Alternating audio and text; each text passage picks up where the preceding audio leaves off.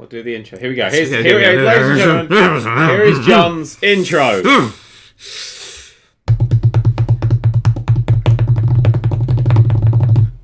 Good evening, ladies and gentlemen, and welcome to the Nerd³ podcast.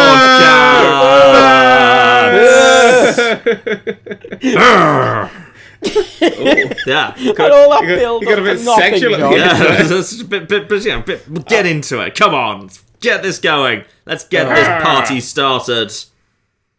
No. Okay, what? A solitary balloon comes down, just bounces off my face and just carries on. It doesn't even bounce; it just lightly brushes it and falls down. Welcome to a gaming podcast. That's what this has been. This is a gaming podcast. Yeah, that's what we do. Let's talk about gaming news. News. There was a big Animal Crossing thing today. Should we talk about that? No. Well, first, can you explain to me... Okay, at the bare minimum, can you explain to me what the appeal of Animal Crossing is? Having watched an entire playthrough of someone else playing New Leaf, I don't get this franchise. Okay, the fact that you believe that there's such thing as an entire playthrough kind of proves that you don't know someone got about to the point where they felt like they'd done enough that they wanted to do. But, like, if I wanted to spend an hour a day weeding, I'd just go out and get a second job. Then I'd be paid. You only get... Every day, you only get 2 weeds appear in your village, in your little town. It's basically, it's like a little garden of happiness where you get to plonk some things down in your garden of happiness and make everything look just how you want it. And it takes place over real time, so if you want to grow a thing, you'll have to grow across a few days. And when you turn it on, it's the time of the thing. So you have special events like a fishing tournament only held between like certain hours on a Saturday. So if you don't play between those certain hours on a Saturday, you miss the fishing tournament. So it's like a little garden that's always ticking along without you, if you're not there, or ticking along with you if you are there. So it's like a little side universe that you can go into and relax. Okay, but does it not bother you that there's a real lack of like asset variety? Like, there's not enough stuff in it. There's not enough furniture or clothing. Stuff in it. There's infinite. There's so many thousands of items. But okay, tell me though, why not just make a garden, like a real garden? Yeah. Okay, because that's got like bugs and shit in it. I mean, so is Animal Crossing. I've seen that there's bugs in Animal Crossing. But they're designed to be gathered and collected, and you've got to try and catch them all. And there's certain bugs that only come out in certain seasons. It literally, to play through Animal Crossing and collect everything, you have to play for an entire year, at least. I mean, I tried this. I tried just like going into my garden and catching a ladybird, and I took it to a nearby museum and asked them if they wanted it, and they just looked at me like I was mad. Animal Crossing lied to me. Fossils. Got to collect all the fossils every day and get all the fossils in the fossilage. They just didn't want my ladybird. I don't understand. Catch all the bugs. It's basically just a game about gathering things up and putting them in places. It's just a nice, calming, relaxing side game. Just a little 20 minutes a day kind of thing. And it's not like a time sink. It's actually something you put effort into. So you're saying it's Farmville? No. This does sound like a casual free-to-play mobile game with wait timers. Well, wait timers are normally there because they can be bypassed with money. That's the point of a wait timer. It's to put a blockade between the fun and the player, which can be overcome with money. That's the point of wait time. But no, this is it's just things take time because there's a day-night cycle. And the day-night cycle is actually built into the game, and it's an important aspect of how the game runs. Whereas in Farmville, there isn't, I believe, no day-night cycle. There's just you wait for a thing because if you didn't, they wouldn't be able to charge you money for it. It's nice. It's a little calm, little building. And it's not really... I mean, you could just literally boot it up 2 minutes, talk to all the villagers you want to keep around, swear vigorously and plant traps for the ones you don't, and then have a nice fish, design some clothes, go to visit a thing. It's nice. So what is exciting about the new one that the old ones didn't do? Well, there isn't a new one. It's an update for the 3-year-old one. They had the whole Nintendo Direct for an update that adds, like, amiibo stuff to the new one. Well, that sounds exciting. Yeah. I mean, the original Animal Crossing, which to some people is the best, had the greatest feature in the world, which was that what you were actually playing for was you could unlock full NES games, and you could plug them into your little console at home and play full NES games. So it had I can't remember actually what the list of NES games were. Is this the N64 version? I believe so, yes. How do you take... Oh, as in like you could... As in it emulated NES games within the game? Yes. Right. You could actually play them. They were complete and absolutely full-on NES games. But I could just get the NES game, though. Yeah. You could just get the NES games, but this was from the N64 era where that was actually a bit difficult to do. That's fair.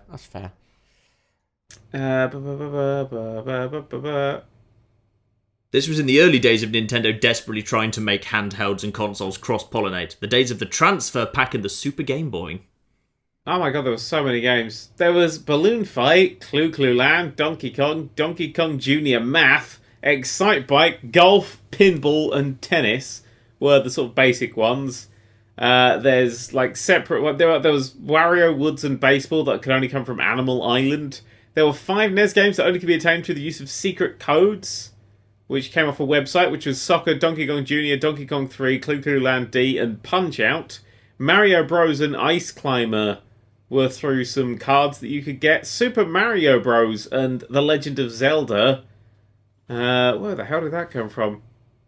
Oh, that was like during some sort of new-styled giveaway. Interesting. And, yeah, that's it. That's all you had. But that's quite a lot of games to play for. Happy days when you could just call your game pinball or tennis because there weren't any pinball or tennis games. You know what, let's just try tennis game. We'll call it tennis. Wonder if that'll catch on. Happy early days. I like Mario Tennis for the Game Boy. I have a game called Mario Tennis for the original Game Boy. And you don't play as Mario, you just play as 2 dudes and Mario's the umpire. So that was quite interesting for the Mario franchise. In all fairness, every Mario Tennis game, even the ones on the N64 and the GameCube, you could very easily have a game without Mario present. He wasn't even the umpire. He just could be absent. No one invited him because no one likes him. Aww. They made me like him. God damn the sympathetic vote. You could just basically, if you want to, have like a singles game with Peach and Bowser because actually they really get on with each other. So they just decide to meet up for tennis occasionally. And all the toads go on and cheer.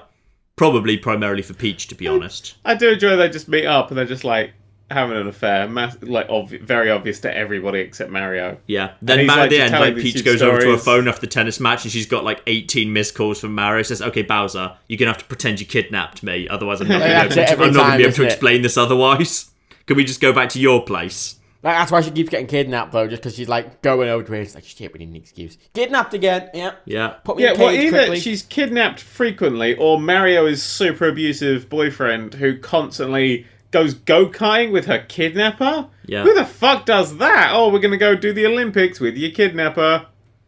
Who then, like, burns to a skeleton regularly as well. I think Mario's really fucked up.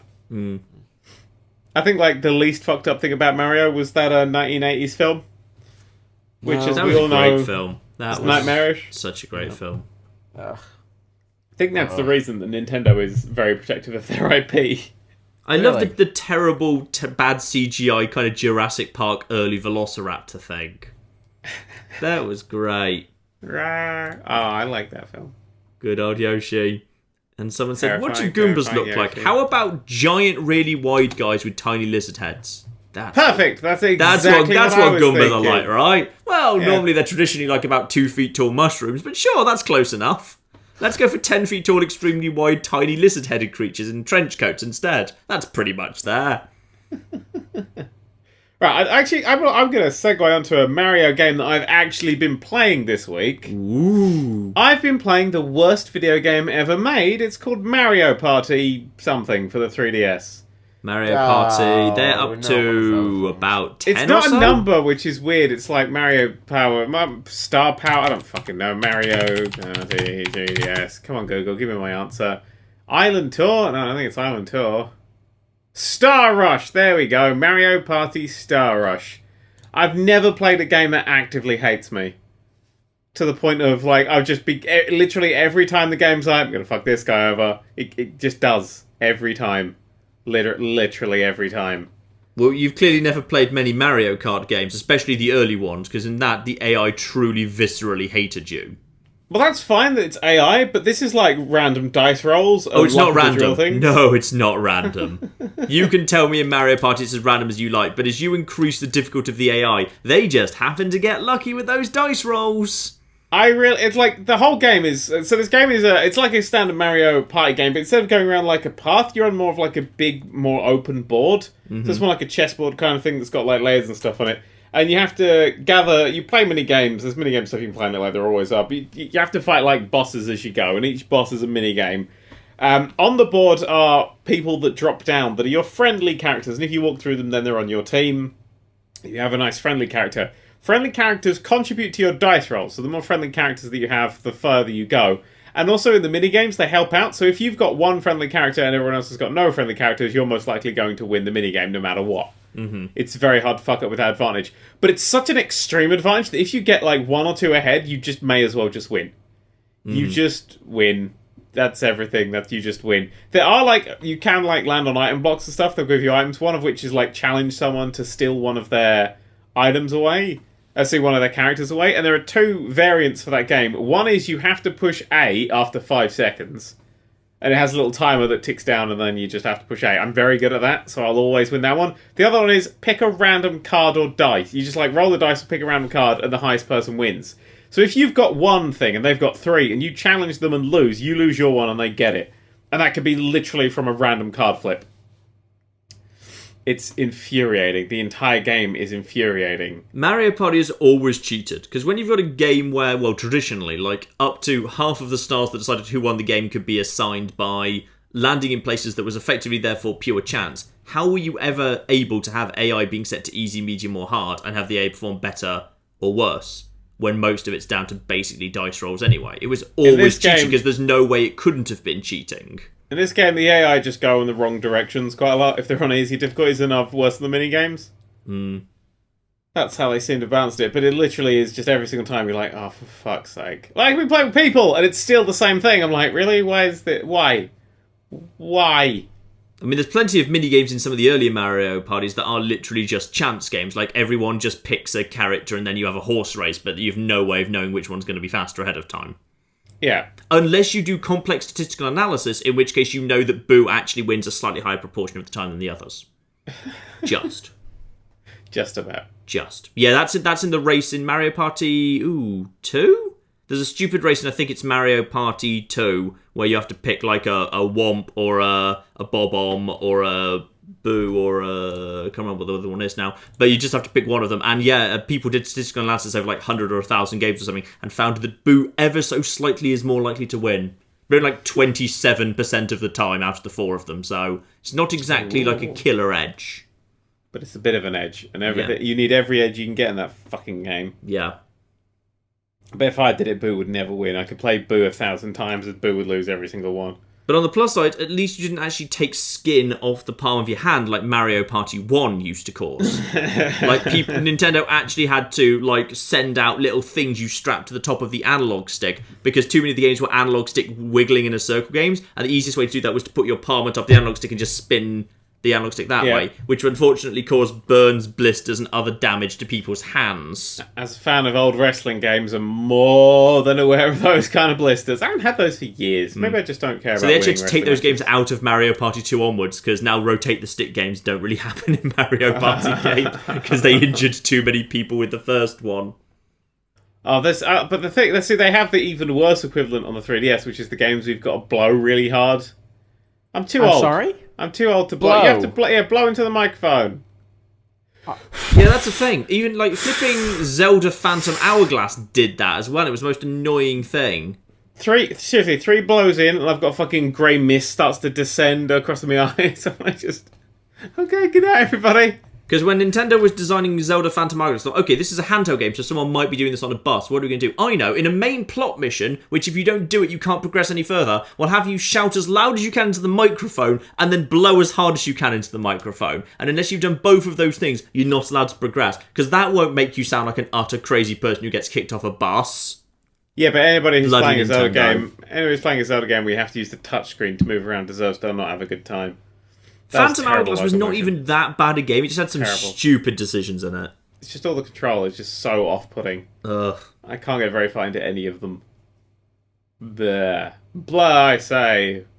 What was the one that didn't have that and was all you mushed against walls? I never got into that either. I thought I would like that a lot, and then I never liked it for some reason.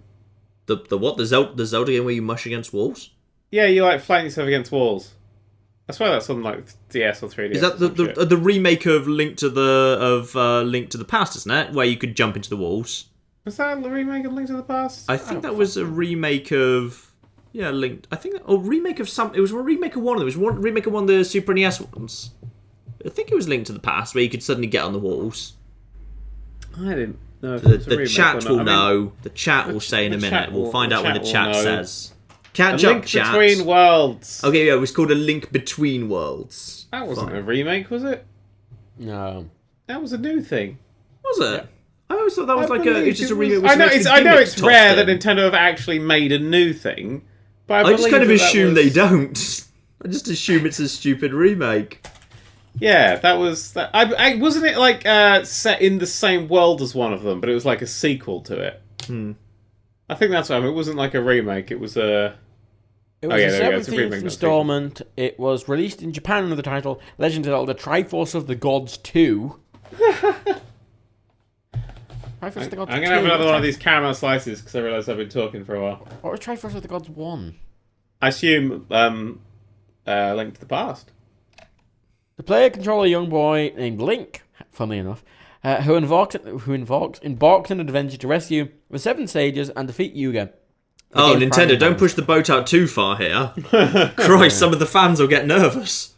A Link Between Worlds is seen as the successor to the 1991 Super Nintendo Entertainment System title, The Legend of Zelda: A Link to the Past, and is similar in many respects. Now, should there be 6 or 7 sages? That's the big question there. Well, who the fuck knows? Because I believe traditionally it's been 7, but Ocarina of Time said 6. John. Though one of them was just a freebie, stupid Raru. I hated Raru. John. Yeah. You know what I think it's time for? Because Dan's not talking. No. Ooh, you know what it's time for? Play the music. It's time for? Play the theme. That's right. It's time for... The fuck is that? I'm sorry, is it time to discuss our favourite Arnold Schwarzenegger movies where he works in a mall at Christmas? What was that? No, that was the most appropriate music for introducing Hitman, the story of an unstoppable killing machine with no remorse. You went for that? Christ's sake, man. Go away and come up with something better. No, the appropriate one in Computech is this, but obviously this is the fucking Army News theme. And everyone knows it's the fucking Army News thing, and I can't use this because it's the fucking Army News theme. You've got to find something better and more dramatic for 47. There's nothing dramatic. What do you want, the fucking hero theme? Like, what's this one? It's better than the first one you played. This is longer. Can you get like a louder bit of Ave Maria or something? The fuck is that? It was the main. That's the main theme for Hitman Blood Money. It was used as the main theme for Blood Money, and also made a brief appearance in Hitman Absolution, a really confusing point. That was a very confusing game overall. Okay. Talk about your fucking. What was Hitman that? game. That sounded like a bagpipes going wrong. I'm gonna contemplate suicide. No, that's just the heist. Yeah, that's the heist. Why? Fuck you, Kevin MacLeod. You fucking you make free music and then associate with one thing. Quickly, play Yogg's Hannah's outro theme. Oh, God. Emma Blackery's vlog music. I don't know what these are now. Boop, boop, boop, boop, boop, boop, boop, boop, boop, boop, boop, boop, boop, Hitman. Wow. Shit. Right, that'll do. So, in Hitman news this week, we've had the end of Hitman. Season 1. Season 1. So basically, as there actually isn't actually that much Hitman news, Japan came out, the final level of Hitman Season 1. It was pretty Japan's good. gay? Oh no, my phone. Oh no. It's alerting me to the fact the toys video is out. Professionalism right here. The professionalism. I love how much editing Matt's got to do now. Banana. Oh god. Yeah, there's a final level. The season finale Hitman was pretty good actually. I enjoyed it. Good level. It was a good level. Dan, play Hitman now. It's out fully. Yeah, well, it's in January we get the boxed edition where it's all there. Well, it's all there already. So Dan, just play it now. Fuck you. No. Yep. Why? Because you've made me hate it.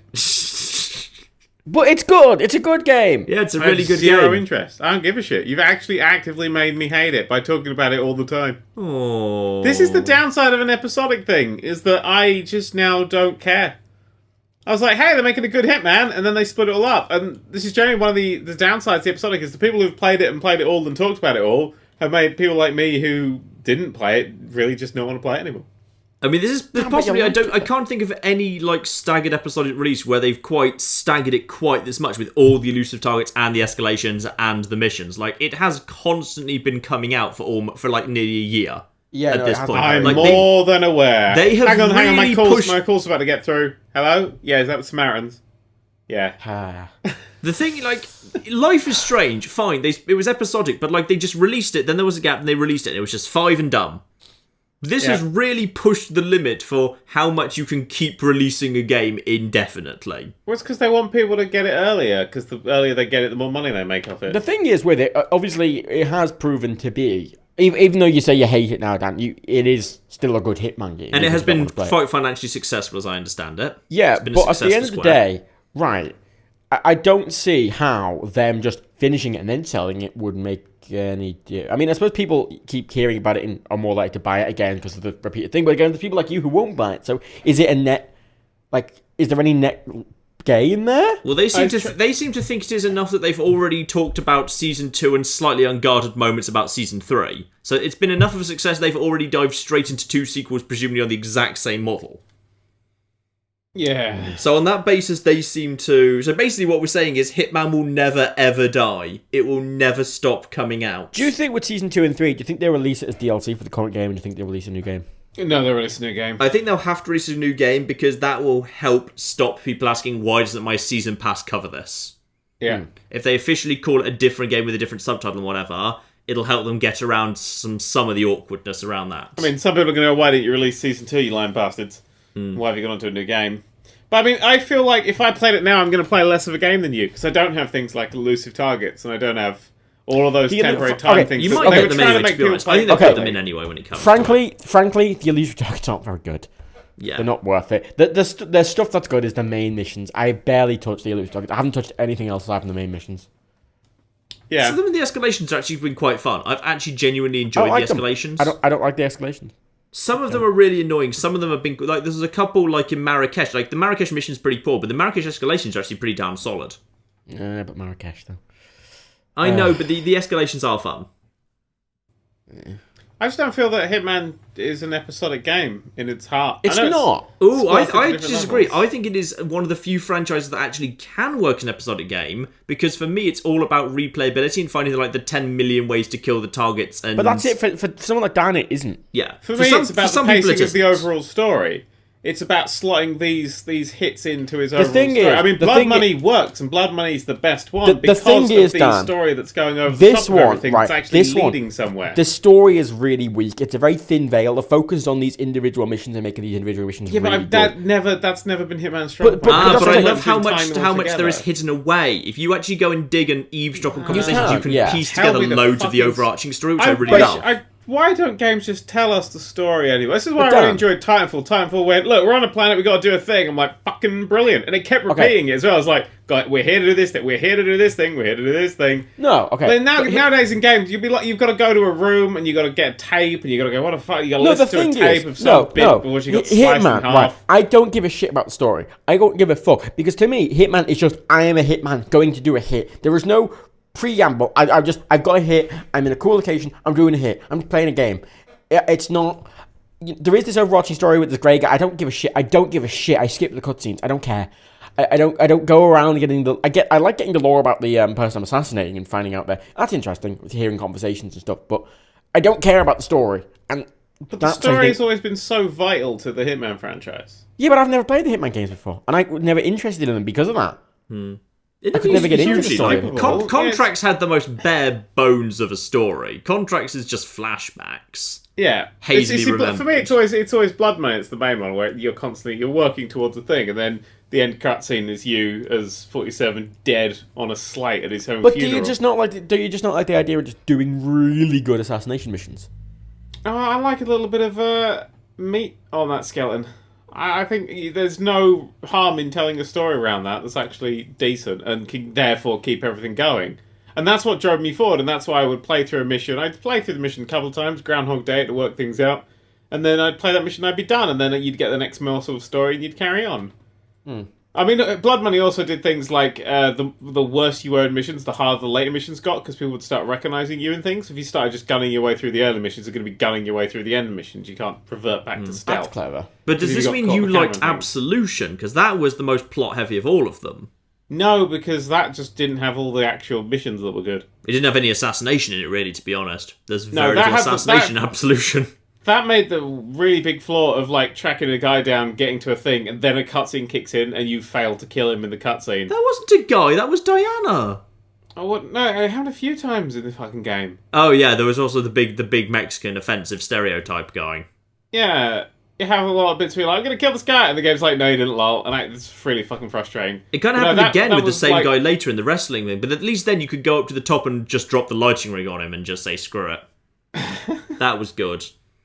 That was the best mission in all of Hitman, where literally you're wearing a wrestler mask, and then you go and you start killing the guy in the ring in front of a cheering crowd, and then when he says he doesn't recognise you, you literally take your mask off and say, how about now? It's like, you're being filmed and watched, and there's lights on you, and there's 100 people around, and you've just taken your mask off and killed him, and then you leave and you can still get Silent Assassin. Whereas in Blood Money, you actually, if you got caught on CCTV, you then had to find the security place and take the CCTV. Okay, that's the new one. That's the new one now. That is in the new one, and there's different security officers for different buildings in the larger levels, which is really cool. But does that change an overall thing? Like, you're getting gradually more and more noticed, or is that just on a per-level basis? That's just score and alert rate. The score is the worst thing. I don't know why score is still a thing anyone gives a shit about. Look, I don't give when a Sonic game goes, you did this as a B grade, I'm like, I don't give a shit about the score. I give a shit about how efficiently and silently I can do it. Yeah. And the score is a representation of that. And that's why I care about the score, but not because of the score, because it represents how efficiently I've done it. I'm just more up for all accidents and then Silent Assassin. If I get all accidents Silent Assassin, I'm happy. I don't like accidents. I love accidents, because then there's been no assassination.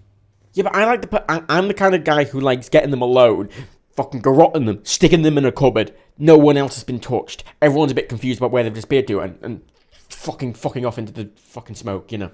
Yeah, but then, like, eventually you're just going to be the mysterious cupboard killer, and, like, when they finally pin one murder on you, they're going to be able to pin all the other cupboard killings on you as well. Yeah. No, I'm fine with that, though. You're fine with being locked away for the 2,700 cupboard killings? Yeah, because then I'll just be in a cupboard. What happens when some other thugs start using your MO and start just kind of killing random people they want to kill and putting them in cupboards, and you get blamed for that too? Look, John, I don't care. You're overthinking this, John. Look, right. I don't think he's overthinking it. I always try and kill him with accidents. But I do accidents. Great. See, the reason I would do that, you'd keep playing and keep getting the Silent Assassin's rating, is because that was genuinely helping you later on. If you didn't strive for it in the earlier levels, you're going to struggle in the later levels. Yeah, no, so that's any fair. mistakes you made, like, carried on down the game, and Hitman going Episodic has taken that away. The thing is, though, I generally, most things, I prefer more bite-sized things. It's kind of with TV. It's why I like the Next Generation more than a lot of the other ones, because the Next Generation is episodic. It isn't. And that's why I like Deep Space Nine, because it's for the grown-up. It is, and it's a very good series-based thing. And I'm not saying I don't like longer things, but often for stuff I like going back to, and I do like going back to stuff. I like the episodic because you don't have to watch the whole thing again. You know, I can just go back and watch a random TNG episode, and you get a little story, and that's fine. With DS9, you'd have to watch a whole series, really, to get the full story. It's not, if you want to go for the episodic, like the arc versus episodic thing, then you've got like Battlestar Galactica, which is almost purely arc-based. I know, but I'm not saying there's anything wrong with them. I'm just saying I kind of prefer, because, again, going back... See, I prefer the Battlestar approach of you're actually telling one big story, which it just gives you a lot more leeway. Yeah, but then like something like... You know, I watched Black Mirror recently, and they're all kind of they do have a very light overarching arc, but it is all in all these individual little morsels. It's kind of the same way I like Hitman, because it's a game I like going back to, and it's a game I can just go into a random level and play and come out of, and I don't need to give a shit about the rest of it. When you say random, you mean 1 out of 6. You know what I mean? Yeah. Well, yeah, there's only 6 levels, aren't there? Though they are a lot bigger and more complex with a lot more stuff than anything in Blood Money. I was okay with the level size in Blood Money. I think they're all pretty much exactly the right size. True, but if you go through Blood Money, there's like only maybe like if you want to do it like in a proper professionally Hitman-y sort of way, there's only maybe a handful of ways you could do it, whereas there's more like 10 plus ways you could do it in a really cool, awesome, sneaky side assassin way in each of the new levels. I commented at the very first time I played this, saying that the series' like darkly comedic tone was completely absent, and the series' slightly weirdness was absent. Did any of that come back at all? Can you feed people to sharks in underground club that's the Hell Club, where on the top floor there's also the Heaven Club, and you have to go between these two clubs, working out who you got to kill? Was there a really, really, really big fat guy that you could feed a whole chicken to? Oh, come on. Contracts doesn't count as canon because Contracts is being hazily remembered while 47 is in pain and on drugs and thus is misremembering everything. Yeah, nothing in Contracts is real. It doesn't matter if it's real or not. I mean, all the stuff in Blood Money is real, and that's weird as shit. Like, but it's still... The surrealness of it is part of the city... It's part of the series' staple. If you want, you can dispose of corpses by putting them into shredders and threshers and using that to spray gore everywhere to get rid of bodies. That's kind of ridiculous, but also darkly comic. But it's not weird. I mean, we had that in like the you fed that guy into the garbage crusher. You could feed in the thingy level. There are some really weird disguises. Like you can be a weird Italian mime thing in Sapienza. There's normally like at least one really weird, wacky disguise in every level. Yeah, and there's challenges with that disguise. So you've got the vampire magician in Paris. You've got the hippie, the weird hippie stoner, and the weird clown thing in Sapienza. Yeah, weird clown thing. You've got the in Bangkok. Did Bangkok have one? Yeah, but these are like little tiny, like Marrakesh whole levels. Had the fortune teller. Whole levels were dedicated to weirdness and interesting locations in Hitman. I mean, like, you don't have interesting levels. They're just like, here's a place. Oh, you really do? I feel like no, but they're just places. They're nothing interesting. There's nothing like the Heaven and Hell Club, which is one of my favourite. There's nothing weird and unique, is what you're saying. No, there's just a place in the world where you do a hit. It can be taken from any AAA blockbuster movie. There's nothing that's just, frankly, bizarre. I think the fashion show is rather distinctive in Paris. I think that's quite distinctive, really. Mm.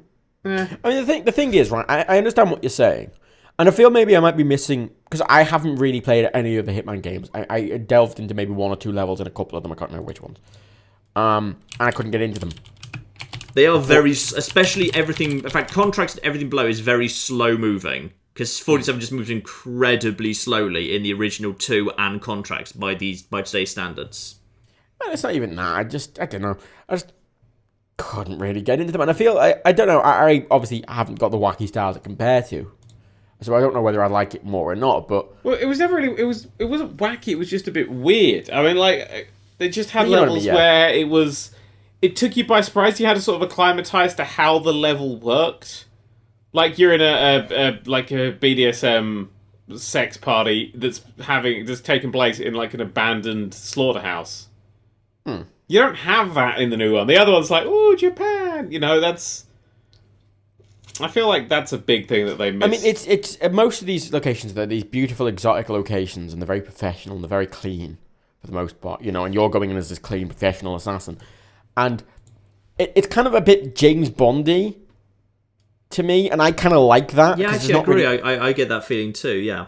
It's a bit more high-class, you know, and that's kind of what I like, because I haven't really played many games that are all that high-class style. They're all gritty, and I wouldn't say it's real. It's a bit more realistic than, as you say, it doesn't have any of these kind of comedic out. It has a few very light ones, but, you know, it is a bit more realistic. But again, I like that. I like just being this distinguished assassin, killing people, and that's the game.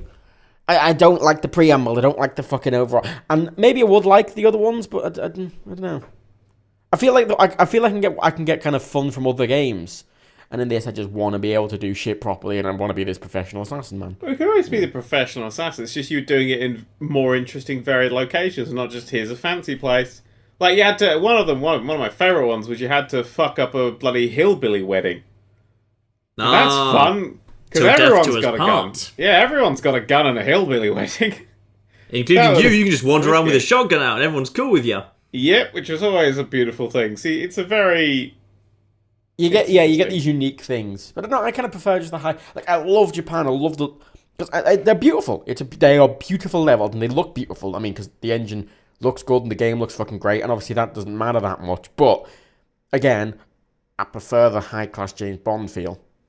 in the game, because I haven't really got that in any games before. It's either gritty, oh, you're in an abandoned warehouse or whatever, and kill these people in the fucking ruined buildings. I've played a lot of games with ruined fucking buildings. I want a game with these pristine, beautiful... Well, these were never ruined. You never really went through ruined buildings. No, but you know, Hitman 2. Back in the old days, Hitman had a lot of grey urban scapes that weren't that interesting. Well, that's even that's all the PS2 could render. And then back on... In fact, Hitman 2, about the second half of the game is just set in the Middle East, where it's all just generic yellowy buildings taking out terrorists, and it was very boring. It was indeed. But 3 and 4 are the pinnacles of the series, and still are. They will always be. 4, absolutely blood money, but I'd say Contracts has aged a little poorly. I think it has, but I still get kicks out of finding the ghost in the hotel and stuff like that. There are some just quite poor levels in Contracts. Like the submarine level just is a lot of walking around a very empty level. Yep. Blood Money doesn't really have that. I like the hotels and casinos and stuff that Blood Money had. There's a big hotel in the new one, which is quite nice. Not as good as the casino hotel thing in Blood Money. I think you had to get really loads of floors, and you could go in all the rooms and stuff on that floor, and that was wonderful. The sniping was lovely as well, because the whole hotel curved around beautifully, so you could do cross courtyard sniper shots, which was great. That was proper. That was proper. What was the other one they had? Oh, I mean, you shoot at the White House, for fuck's sake. You go into the White House to kill the Vice President. Which I always thought was a bit of a risky thing to do. But sadly, you can't actually kill the President there while you're there, which is a shame, because he was supposed to be being protected. Yeah. Now, I know you're not interested, but, right. Okay. Just when you've got half an hour for it at some point, just... Go in, like, you can go into any level. You don't need to play through the story to get the levels or anything. Like, go into Bangkok or something, because you keep mentioning go into Bangkok, right? Bangkok's a solid level. It's not overcomplicated. It doesn't pretend to be... My love of the Hitman series was booting the game up, booting into a level, and finishing a level off, and then going, right, where the fuck am I going to be next? That was always a really big deal of, I don't know what's coming. I don't know if I'm going to be in a casino next, or if I'm going to be in some sort of weird party next, or if I'm going to be... He went to some very strange places. I mean, that's why the suburbs level in Hitman Blood Money is so good, because it's so normal, it stands out from all the other stuff. Just going to the actual suburbs and being around an actual, real, normal place feels wrong, and it feels weird. It is a beautiful level in New Life. It's just a shame that it's so facile easy, because you just get the donuts, put the sleeping drug on them, then get the FBI outfit, and then you can just go wherever you want. It's a shame it's a ridiculously easy level. That's true. I do like that the support arrives after a while, though, and the support will, on hard difficulty, the support arrive after a certain time. Or when the person gets murdered, and the support know everybody, so you have to hide away from them. Because I've always played the games in hard mode, because in hard mode on Blood Money, even blood splatters would get noticed. Yep. And I always thought that was an interesting way of having to There's deal no with difficulty. There's no difficulty setting. Yeah, they've taken professional out. I think they had to keep saving as much as you want, because they knew they might have server issues because of the always online thing. So they couldn't have the limiting different number of saves for different difficulties. You say this now, but every single Hitman game before that. No, they patched that though. They patched that, so if you do disconnect, it doesn't quit you out the game anymore. It's not a thing, so you don't need that anymore. Yeah, it is a shame professional mode with no saving was taken out, because that was a really big part of the franchise for a long time. Yeah, and it should be back there now, because again, you don't need to save constantly now, because even if the servers go down, you can keep playing. And I like you say that the blood splatters. I haven't played that game, but that sounds like that'd be a really cool thing. I'd love that in this game. And that's something that feels like it's missing. If you got caught, you had to panic, take somebody out, but you had to do it carefully, which I always thought was great fun. Yeah, I'd like to play some of the old ones. Yeah, go for Blood Money. Is the absolute highlight. Yeah. Which was the one you played 1 billion times as the C plane at the start? Because I played that. That's the first level of the first proper level of Blood Money. I did play the first level of Blood Money on stream once. A Vintage Year is not the best level by a long way. No. It's a good tutorial level, though. Yeah. It's a good tutorial level. It's a bit big. It's not well designed, because you spend a lot of time walking around in empty space. Yeah. I mean, I do like that when you break off from the tourist group and then you start finding out all the secrets and stuff that's going on, it does become... Because it feels a little bit too normal for a Hitman level, and then you go, oh, hang on, there's this underground thing that's going on. And Sapienza. Play Sapienza, Dan. No. John, you think... That's the thing, is I now, because of the way they've released it, I know all the levels. I'm like, none of them interest me, none of them are weird enough. John, you say Sapienza is the best Hitman level ever, don't you? Yes, I do.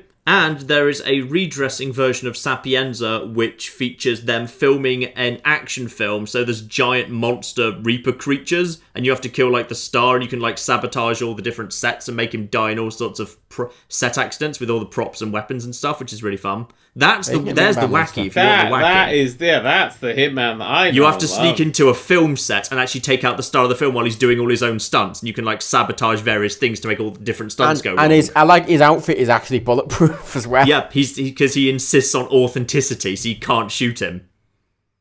I always enjoyed the Opera House level in Blood Money, where you could swap the fake pistol for the scene out and swap for a real one. So and go out on stage by yourself and do it if you wanted. Yeah, if you dress up in the guy's outfit, you can actually assassinate the guy in front of loads of people. Fun fact, did you know that if you actually leave him with the fake gun, if you simply have a silent sniper rifle so anywhere else where no one can see you, if you fire the shot at the exact moment he pretends to fire, no one will notice. Yep. It's good stuff. That is beautiful. That's Hitman. Yeah. No, but legitimately, give Sapienza a go, because it has all these things you seem to like. And if John thinks, oh no, my microphone. If John thinks it's the best level of all time, he's got a point. But it's not the most interesting level. Oh, we'll try it. It is if there is an action film being shot there at the time. Yeah, see, that seems fun. Just try that, because that's also even a really small, because that was one of the summer bonus levels, so that's a really tiny one. Oh, actually, this is the point now. It has 6. If you count the bonus levels, it's 8 levels, isn't it, really? Yeah, because they've been severely redressed, so they're very different in the redressing. Yeah. Give it a go. It doesn't take long. If you don't like it, you can stop playing. I will, probably early next year when I run out of games to play. Just skip straight to the summer episode, because that one's really short, and basically you're just straight into the film set, and it's not, like, big and doesn't take anything. You can just literally dive in and just get straight into messing stuff up. And then, if you enjoy that, go play actual Sapien. Yeah, then if you enjoy that, try the rest of it. And then I'll be like, so boring. You're alright. I felt like when I played it originally, when I played the new Hitman originally, it was a very robotic, in that this guy was just wandering around doing these things just on a loop. And like in the PS2 era, I kind of forgave that, because that was how games were, and now I feel like it's sort of out of place. And it felt like I was just in the big cogs machine just ticking around. It was very obviously just a machine. I feel like Hitman franchise needs to work on that quite a lot. Well. I'll play. I'm done talking about Hitman. Everyone else is late. There's only 4 people watching the stream now. I would play the Hitman outro theme, Matt. I've closed the tab. Find a new Hitman outro theme. Hitman. Okay, good. Hey, should we talk about a game that John told me I was going to hate last week? Yeah. Last week, John told me I was going to hate Clockwork Empires, and because I've already played it and it was arse. He was a bit right, and also a bit wrong. I quite like it. Although, they have the worst fucking... Like, you was like, the UI and stuff's terrible.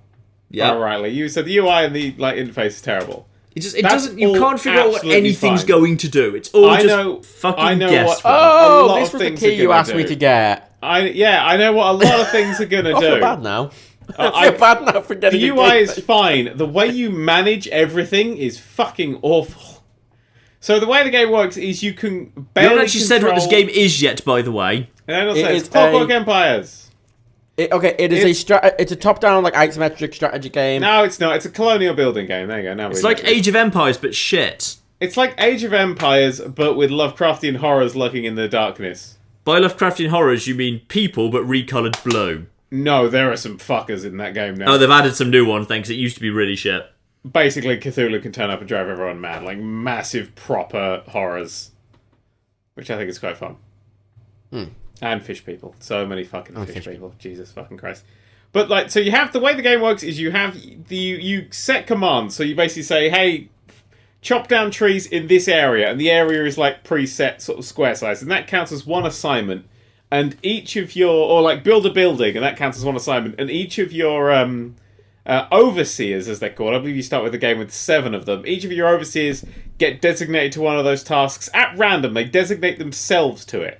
You also have labourers who you can assign to the overseers, and they will help with the overseers. So if there's somebody chopping down trees and you want help with that, then you'd assign 2 people, or how many people you've got, to work with that guy, and then they'll chop down the trees with him. You can't... That's it. You are so offhand on the controls. You can't command things directly. You say, do this thing, and then hope somebody does it.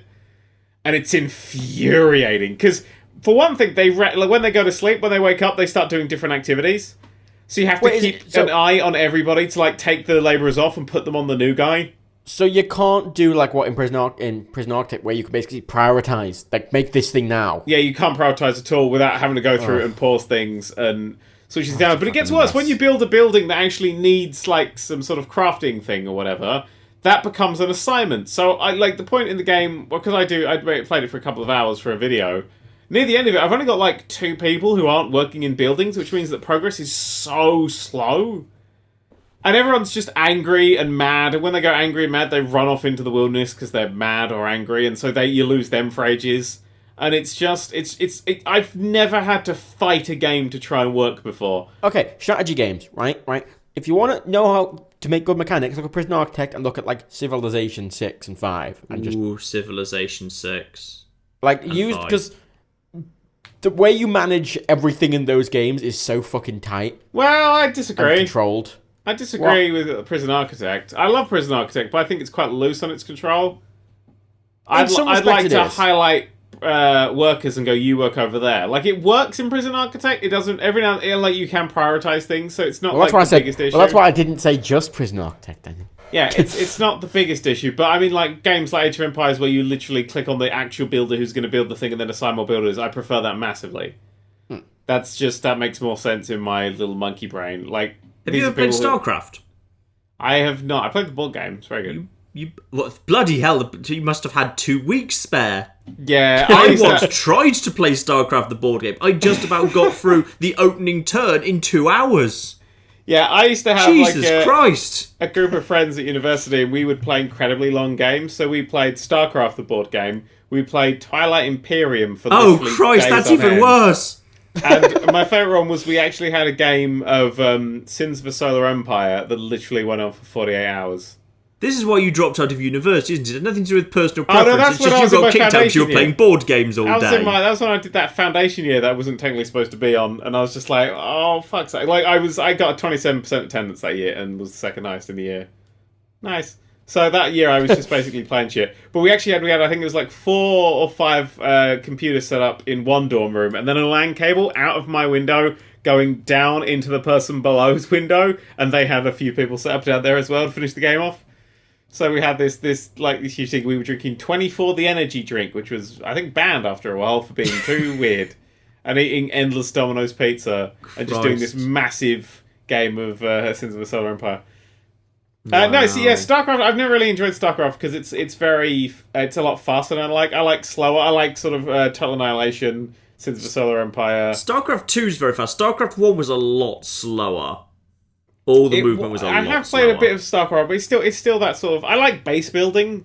I really like, say, Dawn of War. I think Dawn of War, not Dawn of War 2, but I like Dawn of War 1, where it's more base building kind of things. And Command and Conquer and stuff like that is my jam. I mean, to be perfectly honest now, it's all fallen apart because Sins of the Solar Empire's got a Star Trek Armada 3 mod, which is incredible, and the Borg are so relentlessly overpowered that, like, in a 2-on-1, I just about can scrape a victory. And I think that's magical. So I have these massive gaps. If I need a fix, I always go back to Sins of the Solar Empire.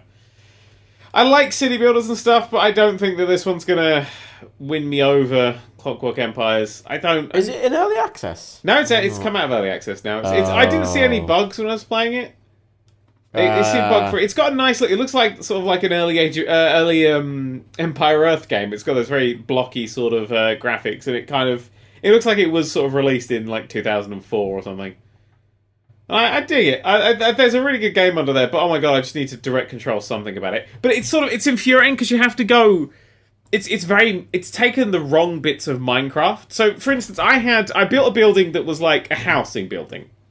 And in that build, before then, I'd built some beds, because I got a workshop set up, and the workshop was, one bit of the workshop was building planks, and another thing in the workshop could actually build items and stuff. So I had the other workshop building some nice premium beds, they were called. And then I built a house, because I wanted people to sleep, but I built a house that was for labourers only, so I could only put low-quality beds in, I could only put, like, cots in.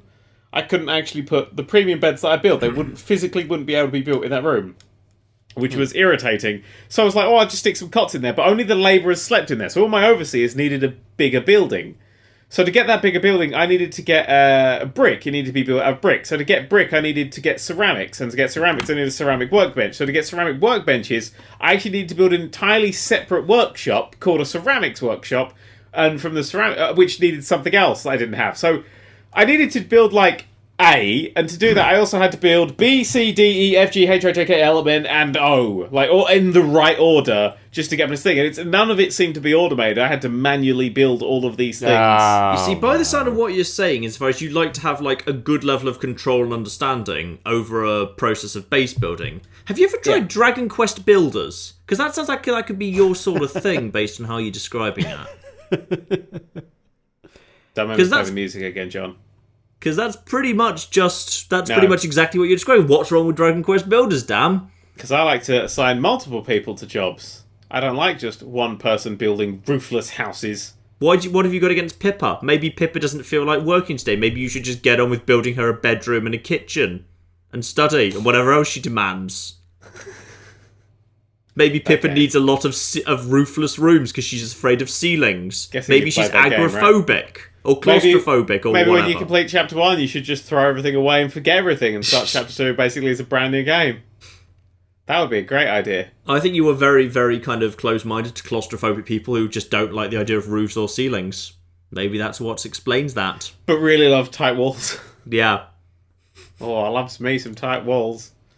Jesus. It's Clockwork Empires is a great game, potentially, but there's so... I mean, remember, that all that setup I have to assign people for, and if they do it or not is... I don't know.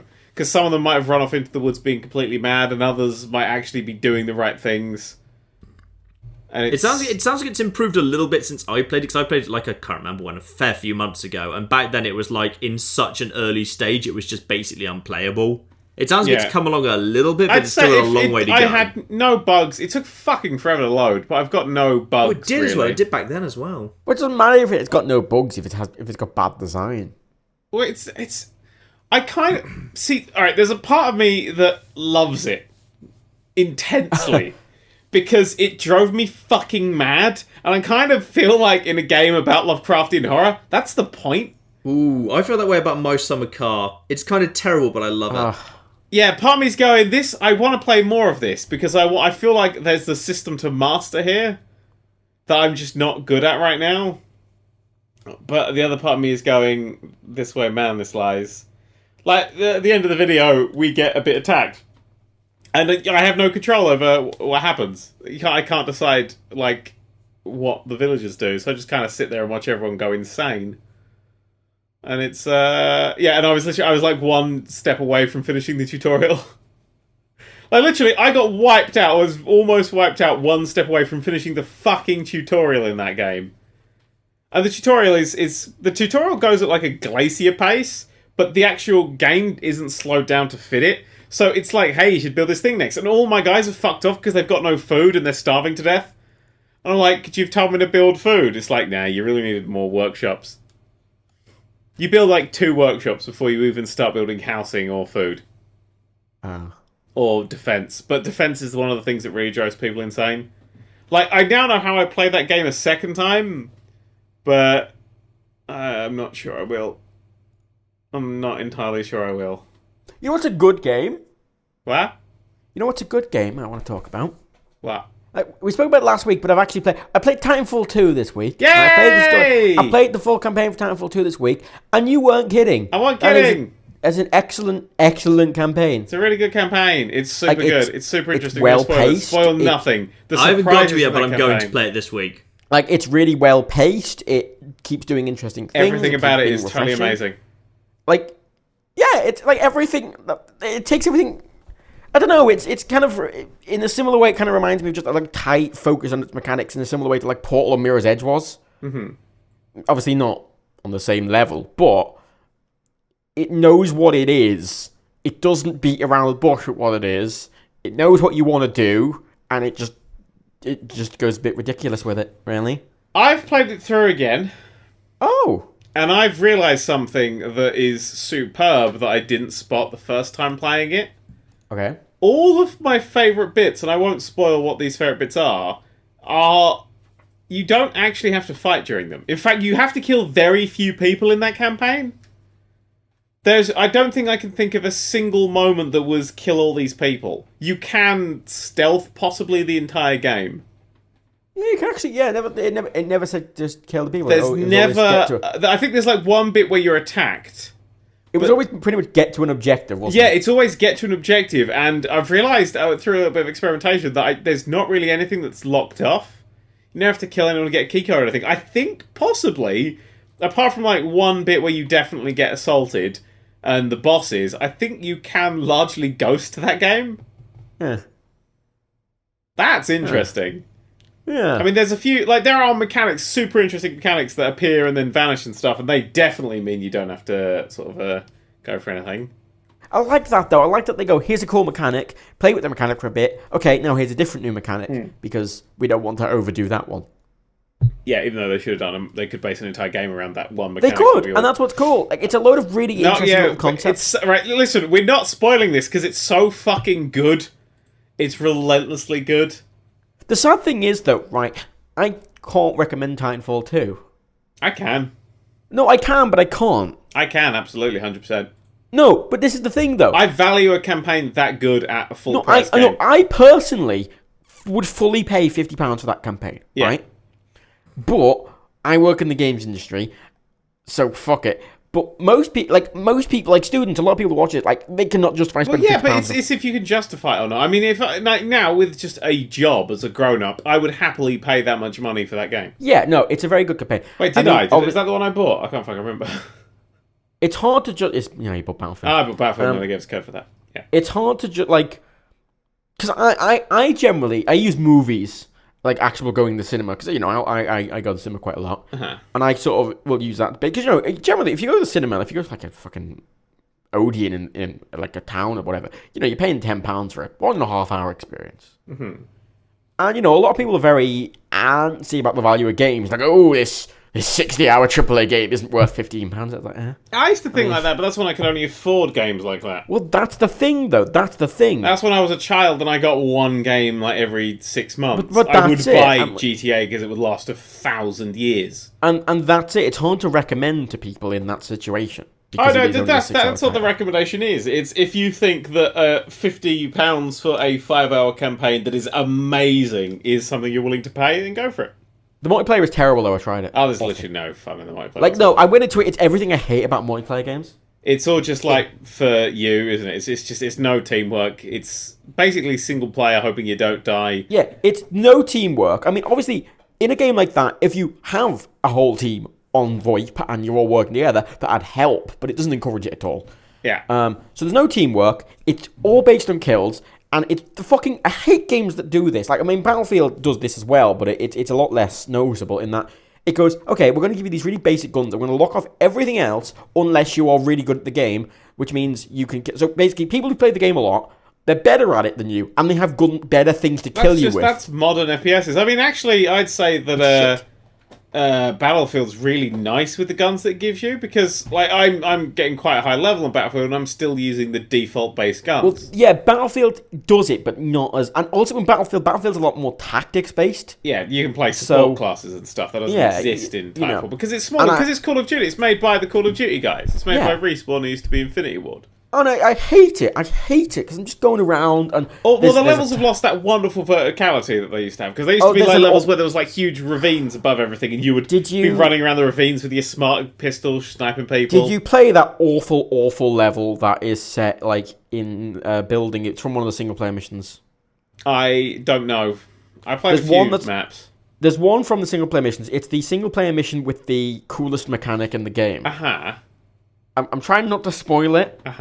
It's the one you have to press a button and it does. I'm aware. I think. Okay. Yeah, it's in there, and it's an entire map set like in the other building. You don't go in there, but it's just corridors. It's just big corridors for Titans, and it's horrible.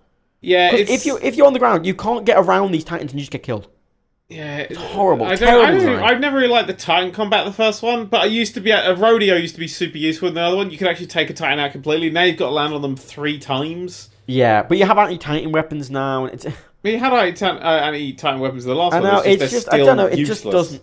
It doesn't feel well balanced, and I've played, as I've mentioned a few times, I've played Rainbow Six Siege quite a lot, and that's a very, very, very well balanced game where they basically went, okay, from the start, here is everything. They don't lock anything off to you, and it's all about personal preference on how you play it, and it's all encouraging team playing. The way it encourages certain styles of play, and it's very well designed. Rainbow Six Siege, even if you don't like it, it's a very well designed multiplayer game. It's a very fair multiplayer game, and coming from a very fair, well designed multiplayer game like that, and going to the shit Call of Duty style multiplayer was just so jarring. I hated it. I just turned it off halfway through a match and quit. Speaking of shit Call of Duty multiplayer, did you see in the news that there's going to be microtransactions in Infinity, whatever it's bloody called, Warfare? That means you can actually buy yourself more powerful guns.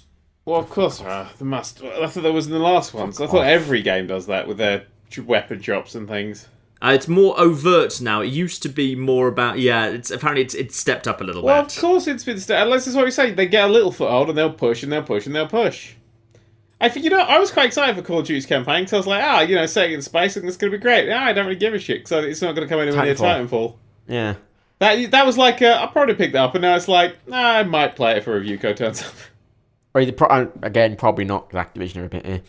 Activision don't like me. Particularly no. EA like me a bit more now for some reason. Yeah, oddly, it's turned on. I want to get the code for the new Sims DLC. That's my big one right now. Yeah, Sims. It's still the Sims 4, though, isn't it? Yeah, it's always a downside. Problem is, I watched LGR. LGR did a nice, good review video of it. And it still has the problems of that. Because in the Sims 3 late night DLC where you're in the city, and it's the idea that you can just be at the top in your apartment and have a look around and go, I'll go to like a bar or whatever. And it's all, the seamlessness of it. Yeah. But it is still, you're in your apartment, there's nothing else. Everything else around you is set dressing. You can't go anywhere. Like, you'll go to a lot, and it'll be this huge, incredible city, but you'll only have this tiny lot to go around in. There's no use for public transport or cars or anything, because it is a case you can just teleport wherever you want to go, and it's, yeah. It's still The Sims 4. But I think I'll make a funny video out of it, so... Yeah, fair enough. That's all I've ever really cared about, Matt. So there's games where I'm like, I don't really want to play that, but I'll make a fun video. Yeah, that's fair. I like that I've got that as well, that I can play games I don't particularly care about and still have fun with them, because I enjoy what I do. Oh. Yeah, played, what else we played this week? Well, I don't even know what we talked about last week, because it's... Have you played Skyrim Special Edition? No, I've played... Oh, fuck, I haven't modded the spiders out of this special edition. Oh, yes, I saw your tweet, yes. So I'm actually going to... What I'm going to do is something I've always wanted to do, because I've never finished Skyrim. I mean, I never got close to it. I wasn't super into it. I think now I've played Fallout, I kind of want to go into it, but I'm going to do one of those, like, alternate start mods, where you start off, like, actually in a town, being someone else. The problem with Skyrim is, like, I the first, like, 3 times I played it, I never finished it. It's one of those games where, I think, John, you said it, that it's not about winning the story, it's just you wander off and do other things. Yeah. And it's got so much of the wander off and do other things that I just didn't bother with the story, and then I played, 60 hours of it, and I went, oh, the story... I actually forgot the story was a thing. Until I sort of wandered into a town, they were talking about some war, and I was like, oh! No, the Civil War is kind of a side story. That's not the real story. The real story is the dragons. Yeah, but, there are dragons? I didn't, in the first few times I played, I went up to the bit where there's the wind thing, and you have to get the shout to turn off the wind or whatever. I got up to that bit, and the first 3 times I played it, I never got past that bit in the main story. I mean, it's worth kind of completing Fuss Road because that's just a really good shout. But after that, it's kind of not really worth. I don't use the shouts because you can get everything else anyway. Because as soon as you've just got the first dragon spawned outside Whiterun, all the dragons around the map start spawning. They can't spawn until then, which actually means it's a really good idea if you really want to be like sneaky. Just go and collect all the shouts from around the overworld before bothering to fight the Whiterun dragon, which is a really easy boss because then none of the dragons spawn and thus all the word walls aren't guarded. I was very tempted to use that mod that changed all the dragons into Thomas the Tank Engine characters. Everyone makes them go choo-choo. They just make choo-choo noises. I'm not sure if it's survived into the new version yet. Work for the new one, do they? Yep, some of them. The thing is, the old ones still exist. You can still download it on Steam and everything, which is quite good. I'd very much enjoy going back for Sky. I think I would probably enjoy it as a series more than anything else. Yeah, it's one of those games as well. I think the special edition. I mean, I opened it up expecting a bit. I think graphically a bit more. I thought maybe they would have made it a bit close to Fallout 4, and no. It's not quite that bad. The water is superior to Fallout 4 now. Fallout 4 is terrible. Yeah, the water in Skyrim flows properly. Well, yeah, because Skyrim has fucking running rivers. Fallout 4 is just like, here is a lake that has fucking radioactive shit. There are rivers. There's a massive river in the middle of Fallout 4. There's one that starts over on the very west of the map and flows down to the bloody ocean. Doesn't flow. Exactly, it doesn't flow, but it blatantly should. Because that's how rivers work. Is that how rivers work? Usually. Ooh, good point. I mean, it might be an inlet. Did you see that video about that Skyrim remastered edition? There's like some dude just describing it while having a thesaurus open. Oh, the ridiculously hyperbolic praise. Yeah, Jesus. That's a piss take, isn't it? Surely. That's got to be a piss take. It's quite. It's good. It's well put together. What is it? I haven't seen it. Some guy reviews Skyrim, but he's just describing every little bit of detail, basically calling it the greatest game ever, but like using every word in the thesaurus, like every. You know that episode of Friends where Joey uses the thesaurus to write a letter? It's that, but in Skyrim review form. And occasionally slightly weirdly sexual, like how he can just watch the clouds caressing the mountains softly. Yeah. I miss that. I want a game with proper cloud rendering. I want to go through Skyrim, but I want to do a modded run of it. Actually, I want to mod in some fun powers. Like I really enjoyed when I started playing Skyrim with there's like a ring that lets you slow down time. That was the best fucking thing. The problem is, I think with a lot of mods like that, I think often they break the game balance. Oh, I don't give a shit. Isn't there a slow time shout anyway? I think there is. I think I think you might be able to slow down time anyway, or there maybe is a potion as well. No, I swear there is. I think there is some way to slow time in that game. I can't remember if it's a potion or a shout or both. Hang on. Slow time shout location Skyrim is the pre-filled one. There are. Okay. Slow time. Yeah, slow time. It's a dragon shout. That actually exists in the game already. Hey, but this was a ring that you could have from the very start of the game. Yeah, but isn't it better if you have to earn it by going and finding it? No. Not really, no. I've never felt that.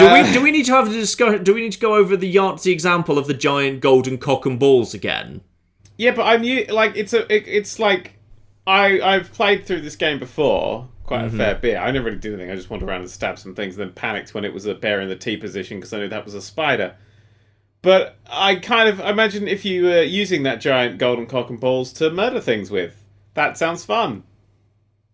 The giant golden cock and balls are not the end of my rainbow, darling. They're the beginning.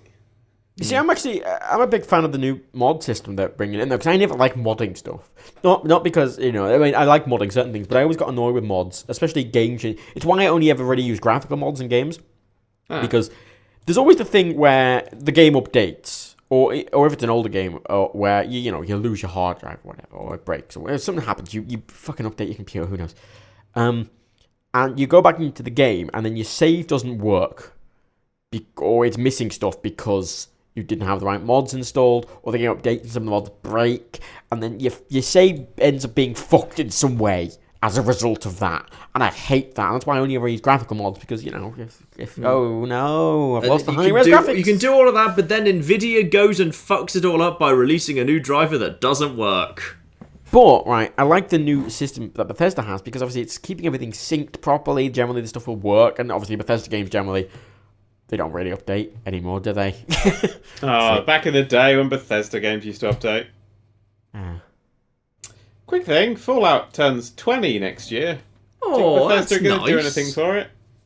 Yeah, I wouldn't be surprised. Oh, yeah. Oh my god. Bethesda are the sort of people who do big birthdays or whatever. John, what if they go, and here's a new Fallout game made by Obsidian? In all fairness, I think I just recently saw some more stuff from John Sawyer recently, where they were literally just saying Obsidian are unlikely to do a Fallout game. Yeah, but this new game, it's Fallout 1 remade for mobile phones, and there's microtransactions and wait timers. You know what? I'd be pay totally $5 down. to get 5% extra percent on this shot in VATs. I would be totally down with them remaking Fallout 1 and 2 in sort of like the 3D engine. Yeah, that'd be fine. I mean, if a Fallout MMO would be the worst thing for me, because I'd feel kind of contractually obliged to play a lot of it on my channel, even though I don't really like MMOs. So that could be fuck the Skyrim MMO. Well, the fucking Scrolls. Well, they did that. It's called the Elder Scrolls Online, and no one really plays it. Yeah, because Bethesda make very good single-player games, and people play them for their single-player games. Slight spoiler warning, I'm going to be playing an earlier Fallout, not saying which one, on the channel very soon. Look at you go. Oh. Quickly, just put it in the chat, I must know. Chat it to me. The thing is, like, I really want to get No, I mean, in the TeamSpeak chat, the chat won't know. See, the thing with, like, Fallout 1 and 2... See, the thing with Fallout 1 and 2 is I really want to get the story, and they have a lot of interesting lore, and they have a lot of interesting cases that I really want to play them for that reason, but the gameplay, I just don't like at all. I do not like the top-down isometric little, like, I don't like that. Oh, man, see, that kind of gameplay takes me back. I played a lot of games like that. The thing is, I don't have that nostalgia. I only started fucking playing games when I was fucking, well, what year was it? Don't give me, I feel depressed. I probably only started playing games probably in like 2000 and maybe 8. Oh, fuck's sake. Wow. No, right. My family, kind of poor, couldn't afford games consoles. I'm sorry you're both English. I lived in Ireland. We only had potatoes there. Just had to plug some wires couldn't into afford it. these fancy English games consoles. We just got the SCART and we plugged it into the back of the potato and it just didn't do anything. You know what I did? I read books like a cultured person. Yeah. I inherited a Coleco from my sister. That's from the cocky 80s. I had a ZX Spectrum. And I used to play Horizon Spider. I've got British computers, so look at me, I'm English. And I got Sonic 1. I got video footage of me playing Sonic 1 in like 1993, 1994. So I've been gaming since I was like. Actually, I say that's wrong. 2008 would have been when I got a console, but I probably would have started gaming from 2003. Christ. 2. So I remember playing like GTA. I remember playing like the GTAs as they kind of came out. So I must have. I did that. I think my cousin had a PS2 and I played it like his. I've watched Star Wars films as they've come out. John's seen all of them. He was there in the cinemas for all of them. I probably started gaming about 1992 or thereabouts, maybe 91. I can actually look up when I was gaming. It's on the internet. The thing is though, when I've got a first games console, it was one of those little cheap like it was like an N64 controller that had like 100 games in or whatever. That's not video gaming. Well, no, but it was a load of NES and SNES games, is what it was, basically. Just a load of ROMs on a thing. And that was kind of my first experience. The games was just like a lot of, let's be honest, kind of a lot of shit NES games and SNES games. And I got really into one specific, I can't remember what it was called. I think it was called, you like roped into the top of a building and then you had to make your way down the building. There was a lot of like lifts and doors that people came out of. Donkey Kong. It was really, really hard. It shot a lot of people in it. You should play Skyhill. That's basically that game just remade. Skyhill. Yeah, it is. Skyhill, you literally start at the top of a building. You have to go down and you're like in the zombie apocalypse and you have to like find stuff in the apartments and the zombies. Oh, that one. Oh, I think I watched it. Yeah, but that's a bit more in depth. This one's just like a more of an action game than one I was playing. Yeah. I can't remember what it's called. Skyhill's quite good actually. It was quite fun.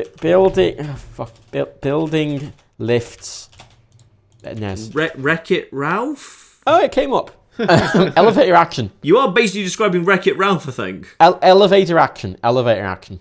Elevator action is the most NES game I've ever heard. Yeah, it was released in 1983. It was made by... I can't pronounce it. Hideo Kojima. It was made by the Taito Japanese Corporation. Yeah, these compilations are always about it. Like, you see like a disc that's like, for the Xbox 360, hey, here's 82 classic Genesis games. You think, oh, that's really good nostalgia. You think, wait a second, 81 of these games are shit. Yeah. And I will never ever play them. Why have I just spent money on this? That's a lot of the problem with the old NES games, isn't it? Shit, is that little NES coming out very soon? Should be. It doesn't have elevator action on, so I don't really care. Forgot about that. Oh, there you go. I found the footage. 1994, I've got footage of me playing Sonic the Hedgehog. No. Well, look at you. See, this is the thing, though. I kind of feel like I kind of... Because I don't have nostalgia for pretty much any video games, really. Well, so if you've seen the things that I've had to say about Sonic 06, you realise I don't have it either. Well, no, but this is it, though. Like, you have nostalgia for the Sonic as a series. and you care about Sonic as a series. No, those are two different things. Yeah, I have nostalgia for Pokemon, but I don't give a shit about it as a series these days.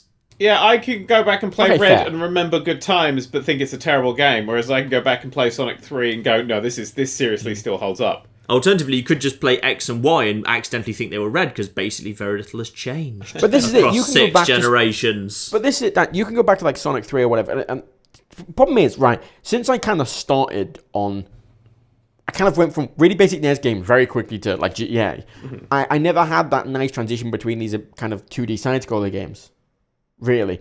And because I never played them as a kid, when I play them now, I just think this isn't very good. I want more depth. If you play Owlboy, I hear that's very good. I want another dimension. We're here. I have. See, for me, it's always my main grip of nostalgia has always been the Roller Coaster Tycoon series and games like Theme Park and Theme Hospital and creative building games like management sims, but with a creative bent, have always and always will be my favourite games.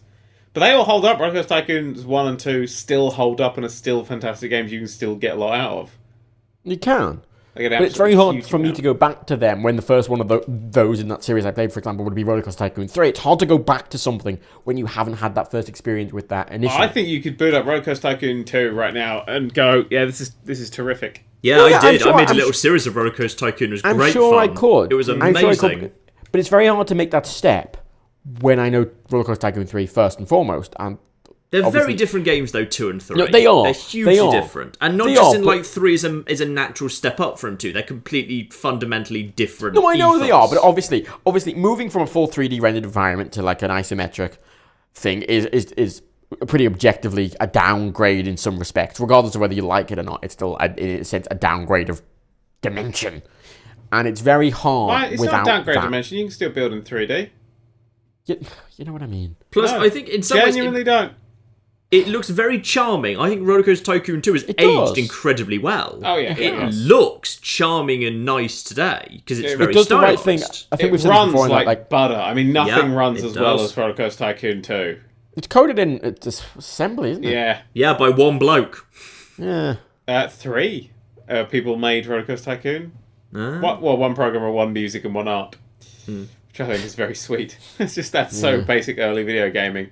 Yeah, no, that's why it runs so well. There's no engine getting in the way. It's just directly talking to your machine, which is levels of genius we don't ever. But see, that's again. See, Apple recently released a new it's Metal. It's for like iOS devices and then the Macs, and it does a similar thing where it's a lot more core, and it's trying to recreate kind of something like assembly, but of course it's on systems that people aren't really gaming on. Yeah. So it's a bit lost. It's a very good engine from what I've seen, but, it kind of goes to waste a bit, doesn't it? Yeah, you don't really want to be an Apple game developer. I mean, there's a lot of people who obviously, they make games for just Apple as a side thing from a Windows, like, a load of indie devs do it, but it is a shame, because I think Apple are trying to push it a bit, and, I mean, they're trying to push it software-wise, but obviously, as we discussed before, hardware to performance-wise for gaming, you're not going to buy a Mac, are you? No. You're not going to go, I want to play video games. Matt, I can't see a situation where I would buy a Mac. Well, no, but, no one who's going to be like, I want to be Windows a gamer 10, on the computer. Right, gave you AIDS when you first booted it up, I'd still have to think about it. Starship Titanic's on Steam. What? Really? Just released on Steam. It's £3.50. Okay, can I just point out before you rush off and buy it, the good old game version of Starship Titanic does not work on my computer. It just is. It's a nightmare of trying to get it working because it runs on ancient graphics. If it's the non-upgraded version, I assume it would be even worse. It says it runs on DirectX 9. I'm unsure. Recommends Windows 10. Recommends minimum Windows 7. 10? They haven't remade it. Minimum Windows 7. That's strange. I don't know. That's strange. Related things, well, apparently Ubisoft are going to be giving away Blood Dragon for free for a couple of weeks. That's grab that. Years old. Yeah, you should get that. It's quite good. It's a good little game. It's fair. We discussed before, the way that you've said, Dan, that you don't have a top 10 game of the year, and we sort of said how, like, this year's not been great for gaming. Yeah. There's a lot of fairly okay games coming out at the end of the year. Yeah. Yeah, that's what happens every year, though. But there's nothing... I mean, Titanfall 2, I'd be like, yeah, it's great, but the multiplayer is so shite. and such a big focus that you have to right now. This isn't really going to go in your top 10 games. No. Civilization 6 right now is jostling with Stellaris for being Game of the Year. Do you know what my top? You know what I've got in my top 10 games, right? Fucking hang on, let me get it up here. I've got my number 10 top 10 game is Giant Machines 2017. Wow, nice. Which shows you the quality of that list. That game is not good. Oh, it was good. It was competent. It was competent is how you should describe a presidential candidate, not a video game. We expect but that's the thing, though, isn't it? Like, it's on my top 10 because it's competent. That shows how poor this year has been. Sometimes a game that's even slightly weird and bad can just be so much fun and brilliant. It can end up being great anyway. It was just weird. I played the whole thing. I might well put My Summer Car on my top 10, even though it's blatantly broken and basically doesn't work, just because it was brilliant fun.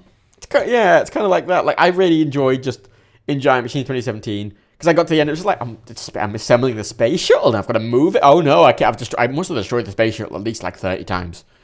Just from it falling over. I can't think it was like that, clean up a nuclear waste spill. Like, what do you mean clean up a nuclear waste? But it's in the way of the space shuttle. What do you mean it's in the way of the space shuttle? I don't know.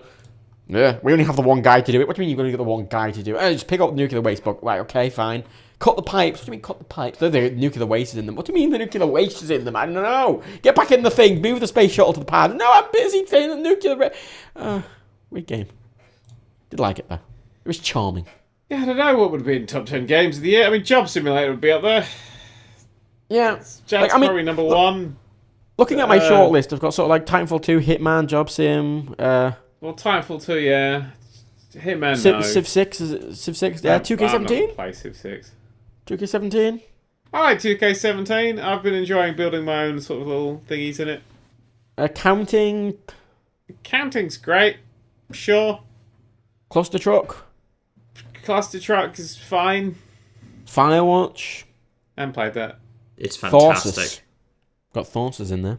I ain't played anything. Good game, Forces. Forces it runs really a lot good. worse than it really should. Forces runs a lot worse, like graphically. Than it really does. It really made my machine struggle, which is weird because it's basically just a 2D dice rolling game. Honestly, I put it on my laptop because I was intending to play it like on a train or something like that. I was like, which is the 2D dice rolling game? I assume if I just turn the graphics, no, it's weirdly intensive. It got reviewed really badly because a lot of reviewers, I can't think of any nicer way to say it than a lot of people who reviewed it were too stupid for it. Which is a regular complaint was, it's just random number generator, it's just pure luck, so you just get screwed over by luck. It's like, no, it's not. There is clearly, like, orders of turn order and placement that you can take advantage of to minimise the roll of luck in the game. If you think it's nothing but luck, you're an idiot who doesn't understand how probability any dice rolling game has a lot of elements of luck in. And it's not relying on it, but it is obviously quite an important aspect. It is luck. If you play sensibly, you can mitigate luck by having a lot of like the what are they called? The save things. Yeah, but John, right? If I roll like a load of ones and that fucks me over, it's not really like. Well, that's why you get a reroll or two rerolls if you're the class that gets the multiple rerolls. Okay, so let's say I get a bunch of ones and a reroll, and I get 3 voids and I lose half my dice, and then I roll again and then I get killed. How was I supposed to mitigate that? By Doom not going came out this year. No, very, very easily. Don't go into a room with multiple voids unless you've got a specialist that's got a way of dealing it, or you can invest your tech tree into protecting yourself against voids. Don't go into dangerous rooms unless you've got the appropriate insurance set up against them. Okay, fine. We should stop discussing the minutiae of Tharsis because very few people have played Tharsis, which is wrong. It's a great game. We probably should discuss in-depth tactics of it on the Podcats. Tharsis is good. Hang on, how much is Tharsis? It's £10. Yeah, it's worth that. Yeah, I'd say it's easily worth £10. Doom. See, like last year, I had things like Infiniminer in like 12th place. No, Infiniminer. What was it? What's that game called? Factorio? No, the one that's like Factorio. Infiniminer is what Minecraft was based on. Infinifactory. That's the one. That is an amazing game. That's in 12th. Like Rocket League was in 11th place. Last year we had Fallout 4 and N++ and Siege. We had City Skylines. We had Broforce. We had Prison Architect. We had Kerbal Space Program. Kerbal. We had The Witcher. You know, there's a lot of games that were really good. Like last year's, really good fantastic games. Just like I wouldn't. None of the games that came out this year would be in the top 6, 7, 8 of last year. No, this was not a great year. But we kind of anticipate that because last year was all the big like early access games all came out. Yeah, it was. It's hard to really people say Metal Solid 5. Oh, fuck yourselves. Oh dear. I mean, Battlefield 1 came out this year as well. That's fairly good. I don't know. It's a lot of games that were sort of going, yeah, pretty good. It's not going, oh, that was great. You know, it's a bit. Dark Souls 3, although my review copy got taken off my Steam account, which is anger levels. I was so close to finishing that fucking game. Probably clarify why that happened. What? I mean, it wasn't like they probably just didn't remove it. It was something. Yeah, I don't know why. I've never had that happen before. It was like this code is like probably illegal or like probably downloaded from a third party site. I was like, that's my review code. It said press on it and everything. So yeah. I mean, the best game of this year is probably going to be Planet Coaster for me.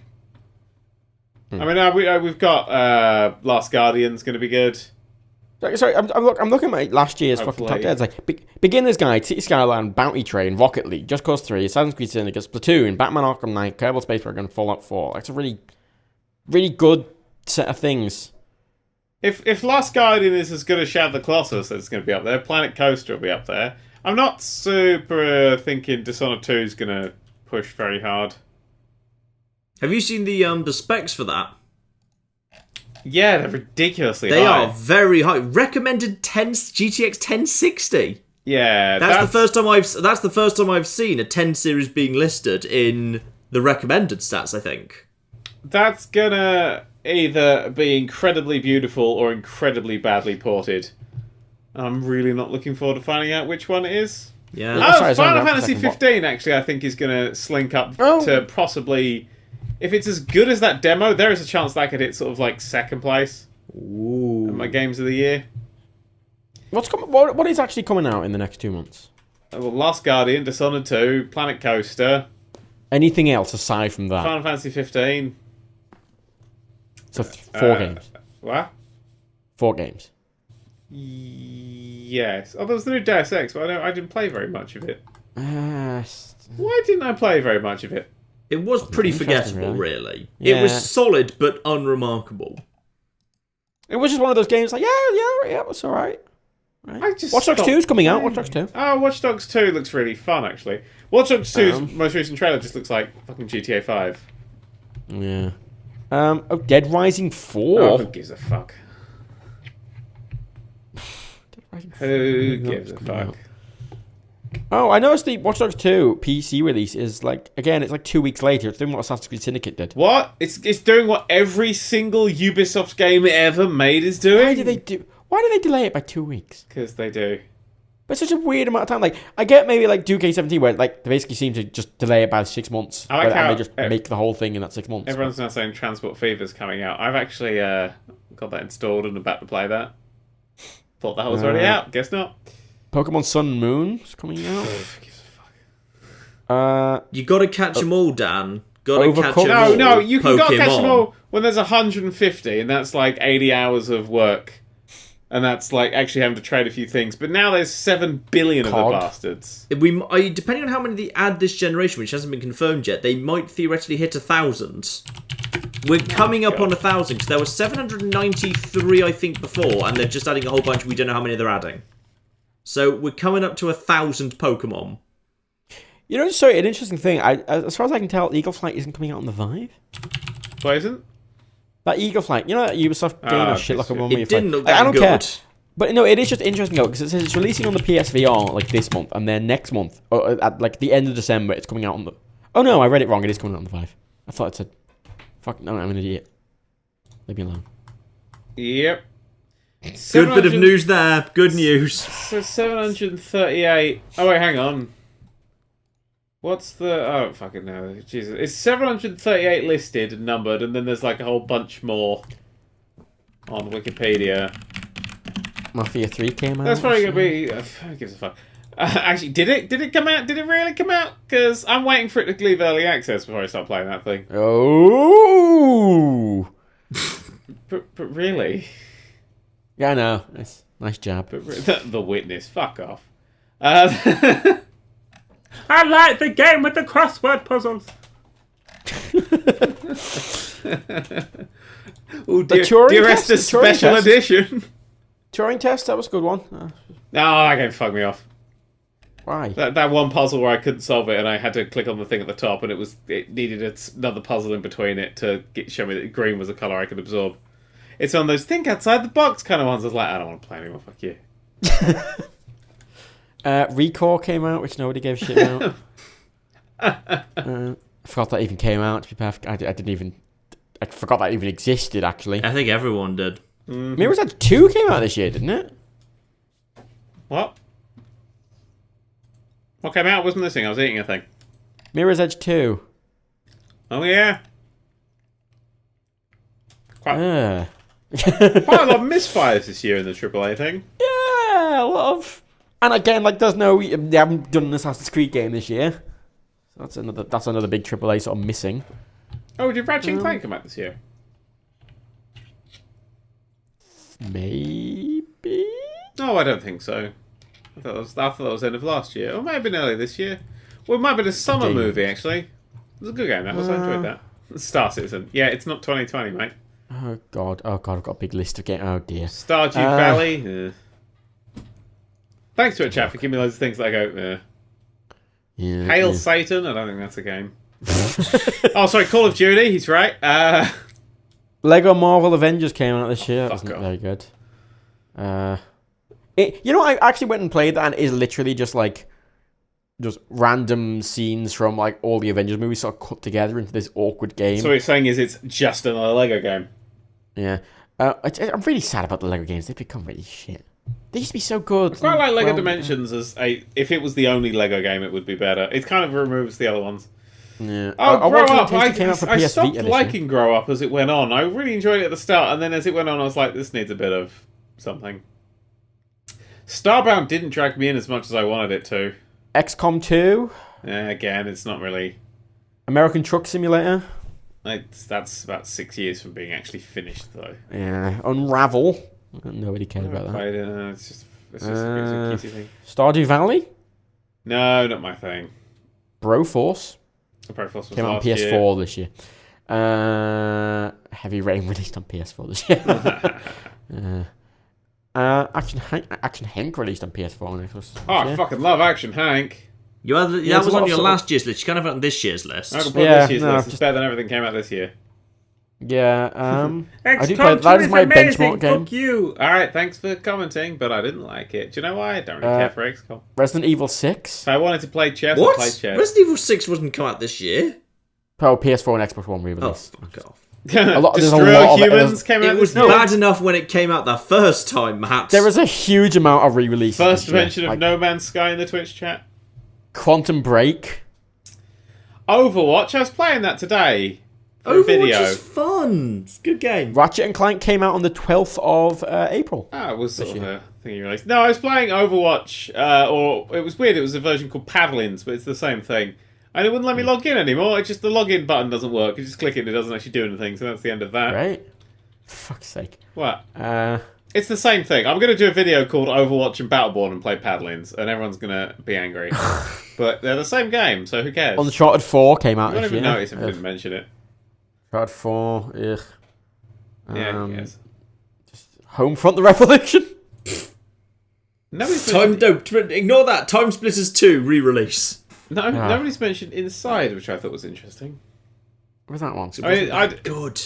Yeah, but everyone really loved it vigorously, but it's sort of one of those games that just you forgot immediately. No. It's one of those games where you're supposed to say you loved it vigorously because it's an arty game. So if you didn't love it, you're stupid. So you've got to say you loved it. Our best game of the year, right here, Mighty Number 9. Shut up, you anime nerd on prom night. I did the thing. Well, Shadow Warrior 2 launched this year, and I really didn't enjoy it. Good. Shadow Warrior 1 was my game of the year when that came out, and Shadow Warrior 2, it just... Farming Simulator 17. I don't think I'm going to have a Farming Simulator video this year. Oh. Because I played it, and it's actually quite competent now. Yeah, they just went, oh, let's put all the money into making it all right. Yeah. I think they haven't understood what people liked about that game. It's like if you crash into a car, you just stop. Although I did crash into a barn door and it flung me the fuck into space, so I was quite happy about that. But most of the rest of it worked fine. You crashed into a car and then like the driver got out and you got out and you had to shop insurance details. Then you had to call a tow truck to get the truck to take into the shop to have all the dents buffed out. That terrible Ghostbusters game released this year. That looked awful. That looked genuinely terrible. Starbound, we mentioned that. The Batman the Telltale series, fucking hate that. Okay, we've just got into bad games now. Why are you even reading out games? I like that the fucking Batman the Telltale. The entire table it's in. Someone has mentioned Project High Rise. The platforms bit of the table has to have been has had to been widened for everyone just for that one game because it came out on fucking everything. Windows, Mac, PS3, PS4, Xbox 360, Xbox One, iOS, Android. Project High Rise was a great game up until the end game, and there just wasn't any. Overcooked? I love Overcooked. That would definitely be my top games of the year. That came out. No Man's Sky. I could do a top games of the year. I mean, there wouldn't be a bad games of the year because I don't really play much things. No. But there was, I don't know, I feel like I could just do a top 100 games of all time and it would be better. Yeah. Maybe just stick these 5 games came out this year, they're alright. There's some good games this year that I'll stick in it maybe. Well, Planet Coaster, most likely going to go in there. Maybe every day, countdown to the beta, they're announcing new features. Like today they announced there's going to be speakers you can stick in your park and have speaker sounds. Fuck off. Would you ever put accounting in that list? In the top games of all time, in top 100 games of all time list? No. Job Simulator, I would. Job Simulator is definitely. Accounting more feels like a tantalizing demo for whatever they're going to make later. You know. Accounting is a really, really fun little thing. Oh, it's the sort of thing that I love that VR does, but Job Simulator is accounting for like 6 hours. Yes. Virginia came out this year. That piece of shit. I didn't like Virginia. I felt really bad about Virginia because I met the devs at EGX a few years ago and it looked really good. I was like, oh, and I kept an eye on it for years and it came out. I was like, oh. It's like, do you like walking and then pressing a single button and not having to figure out any puzzles in this fucking detective game? Speaking of detective game. Oh, fuck off. Or Batman the Telltale series. Oh, fuck off. Just fuck off. Why? They're fucking ruining Batman games suddenly now. The Batman Telltale series is actually okay, just because it's on crack, the ridiculous twist. Like, if you haven't played episode 3, if you haven't seen the rest of it, there's a shit game. Stupid twist at the end of it. I'm sure it'd be fine as a fucking Batman animated movie, but it's a shit game. No, I don't think you could get away with this level of twist in a film. It would just be too stupid. There was one good Batman game called Arkham Asylum, and that was it. The rest are all terrible. Arkham Knight was good. Unenjoyable. Arkham Knight was very good. Fuck you. Shadow Warrior 2 is just there. Just a blip between a load of PlayStation VR titles. Fucking Disney Magical World 2 for the 3DS. Have you run out of games? It's just October now, the worst time. Battlefield 1, Civ 6. Mad Max. Oh, a Mac and Linux release of the Mad Max game. Yeah, but it released for Mac and Linux. Dragon Ball Xenoverse 2. Haven't played it yet, but I don't really feel the need to have a go at it. Really. I mean, I loved one. One was fun. One was a really fun game. It had loads of multiplayer stuff I just didn't touch, but it had a solid single player that was enjoyable. And then I kind of finished it and I walked away from it. I don't see what 2 could really add because it's the same sort of style, and it doesn't come anywhere near my love of Budokai 3, which is the best Dragon Ball Z game. Yeah, that's about it. Then the ones that haven't released yet. That's about it. It's not great. It's no games that these are games old in like a few years' time I just won't ever remember. Yeah. It's a very competent game. Titanfall 2. You know what? I think I will because Titanfall 2's got such a good. It's a good campaign in the same way I like John Wick as a film. Yeah. It is just a fucking really solidly made thing, but it's not a cult classic in any way. Maybe it will be. It's not selling any fucking copies. You know what? I'd love if they just went, you know what? We're going to half the price, going to get rid of the multiplayer. Here it is. If they sold the single player and multiplayer separately, that would have been a super interesting thing to do. Yeah, would have. I wonder if they would have made more money if they'd done that. Well, because totally, like, I say, like, a lot of people, I'm sure, we recommend it, but a lot of people who are going, yeah, I believe you that single player is interesting, but I'm not going to spend £50 in 6 hours because I don't have the money. Yeah. But I imagine a lot of those people would have been willing to spend £20 on that. Like, £20, that's incredibly reasonable. Because, I mean, it's, again, much with the cinema thing, you pay £10 for like a 2-hour film. That you get to say, like, it does remind me a bit more of a film in its pacing. Yeah, because it's well paced. Yeah. So if you pay £10 for a 2-hour film, £20, £25 for a 6-hour film is pretty reasonable. 5-hour film, Yeah. Right.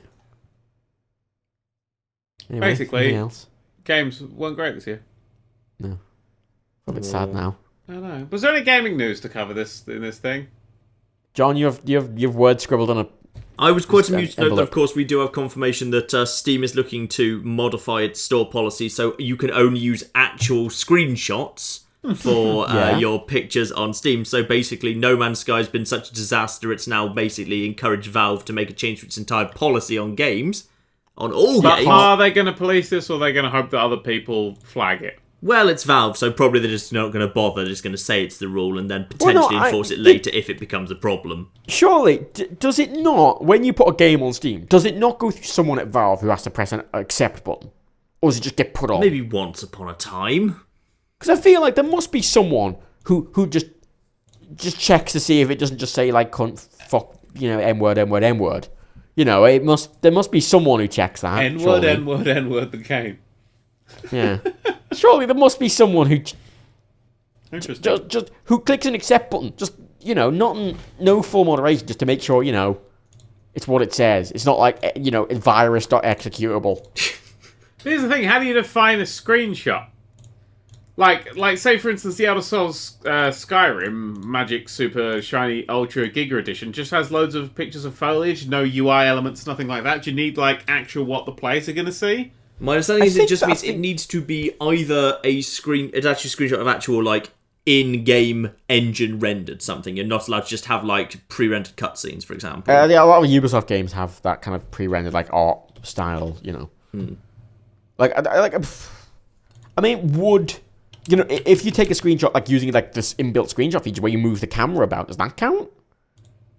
I don't think I'm not sure there's much detail on this yet. I think this is still being discussed. But I think it just amuses me because it's yet another way where No Man's Sky was so bad the repercussions are being felt across the industry. No Man's Sky was fucking hacked. No Man's Sky tweet. Yeah, that was news. Oh yeah, No Man's Sky was a mistake, which ironically is the only true thing that account has ever tweeted and the only one that's ever been taken down too. What's interesting about that, right, is the person who hacked the Twitter also hacked their email and emailed Polygon saying it was legitimate. Yeah, which was hilarious. And then Polygon reported that it was legitimate, not thinking, it's awfully suspicious that they just email that. That's a weird thing to email. Why? Okay. They didn't even source check. And then when it came out that it wasn't true, they didn't change the headline. They just added a tiny fucking update at the bottom. And it's a fuck off, games journalist. Yeah. I think what they're doing is they're going completely silent, so when they go, hey, we've got a big update, they'll be praised and loved by the community. They must be doing something. Well, no, did you notice that after it all settled down, Sean Murray retweeted Hello Games specifically saying, 100% not hacked anymore. Obviously those mails in that tweet were fake. Back to work. It's like, back to work doing what? We haven't heard from you for months. We were starting to get worried. There's been no patches, no communication, no updates. What are you doing? They must be doing. I mean, they did tweet a bunch of bicep flexing emojis after back to work, suggesting maybe they're all saying back to work in the gym because we can't be asked to try and polish this turd anymore. On August 18th, Sean Murray tweeted, "We're totally focused on customer support right now. Then we'll move on to improving and adding features into the game." So I'm assuming that's what they're doing. Also, there's a load of pictures of the collector's edition ship. That was, oh my god, you must feel like a twat. But after that point, they didn't actually bother to update anything for 3 months plus at this point. When the traditional thing would be developers having, say, like a weekly dev diary talking about what they're doing and where it's going. Maybe they are just going to release a huge overhaul and just be like, At this point, I almost want No Man's Sky to succeed. I want them to, after a year of being silent, announce they're completely relaunching it and just release a pretty good game. I think they could make a huge amount of PR if they just, after a year's silence, they just said, we're relaunching this from nothing and it's going to be good now. I think they'd get a huge amount of press from that. Okay, they've got a development update from September 2nd. Mm-hmm. We've been listening carefully. Here's what we've been busy with. In the recent release, community support, right? Support issues, okay. Released a bunch of patches. We've written up patch notes for those patches. Great. It's a labour of love, and this is just the beginning. Great. Yeah, at its peak, there's about 500 people playing every day. Yeah, it's PC. Appalling right now. I think it is one of those... when it came out, right, 200,000 people were playing it. The thing is, though, right, it's a game that if it wasn't so overhyped, it would have just came out and it would have been just bypassed and looked over. It's not that it's a particularly offensive game in its design. It's not a good game by any stretch of the imagination, but there's nothing particularly offensive about it. It's not like a fucking one of those shit simulators or anything. It would just pass by unnoticed, really. Yeah, but they brought it on themselves because if you have a responsibility to set expectations accordingly. Yeah, that's why I always say when it comes to my games, expect fucking nothing and you'll be pleasantly surprised. If I just go and announce that I'm about to release a cooking simulator and I release a racing game, even if it's quite a good racing game, some people are going to be confused and disappointed because it's not a cooking simulator. And the fact is, he did lie, didn't he? He did actively. Yeah, it's not even just misleading. There were actively lies where they said these things are going to be in the game, and if they were planning to, but then they had to take them out because of time constraints, they never said that. No, yeah, that's it. Yeah, there was overt. At absolute best, it is lying through a mission. Absolute worst, it was deception. And it is kind of a shame because Hello Games, Joe Danger the Joe Danger games are pretty good. They're not bad game developers by any stretch of the imagination. It's just they overpromised and they overmarketed, and it was just a big fucking mess. Really? Big fucking mess. Oh, No Man's Sky. I mean, seriously, if you bought... I'm sorry, the collector's edition people. You got a ship that reminds you of No Man's Sky just there. So... Yep. In news that might interest a small number of people, we have a vague concept of the idea of Mass Effect Andromeda, thanks to the most recent trailer. Which is, it is clearly stated that it's going to be happening 600 years in the future, but we don't know whether that means 600 years from our time or 600 years from the events of Mass Effect. In either case, it will be significantly after the events of the existing franchise, because Mass Effect 1, 2, and 3 were all set in the late 22nd century. So that will put it at the earliest in the 26th century and latest in the 28th. Actually, so the events it's 600 years later from the year 1600. Because there's a flashback to 1600. That's not... It's unlikely, but we can't rule it out yet. In either case, it's very likely to be significantly in the future from Mass Effect, but none of the events of Mass Effect would be referenced because the ship apparently set off before Mass Effect 3, so they don't know how the whole Reaper thing ended up. They were basically just, you know what, good luck with the Reapers, peace out, we're off to Andromeda. Let us know how it goes, so it doesn't matter what choice you made at the end because we don't know. I mean, in some ways it should matter, because whether or not Commander Shepard is personally flying around inside the body of all of the Reapers feels like that's quite a significant thing for the universe. Yeah. You'd want to know if your next door neighbour happened to get taken over by an evil alien race that killed everything. Well, to be honest, you'd be more worried if you were a reporter, because I just feel like, the Reapers would descend upon whatever world the West Underland News is on and just be like, oh, I've had enough of your disingenuous assertions. I'm pretty... That was the Daily Mail being smashed by Shepard Reaper there. I'm feeling pretty confident for Mass Effect as well, because EA seems to be publishing some decent games. They're putting a lot of effort into single player, which is something I'm never, ever going to frown at. Yeah. I mean, whether or not, Titanfall 2's got an excellent single player. Battlefield 1's, even if it's not great, it's significantly better than all the other Battlefield ones. Oh god, it's miles ahead of that. It's not. Yeah, it's they put a pretty lot average, but it's still miles ahead of anything they've done. They've put a lot more effort into it than ever. So they seem to be moving in the right direction. The multiplayer stuff. It seems to be a bit less. I want the people who worked on Titanfall 2's multiplayer to work on Star Wars Battlefront 2's multiplayer. That's single player, sorry. I want the single player people to work on the single player. I want a really good single player in Star Wars Battlefront 2, which is announced as well. Really good. And I'm not sure anyone's even mentioned Mass Effect Andromeda multiplayer yet, which means I'm hoping it's flipping gone. After Mass Effect 3's mess, I'm hoping multiplayer's just gone out of Andromeda. Mass Effect 3 had multiplayer? Huh?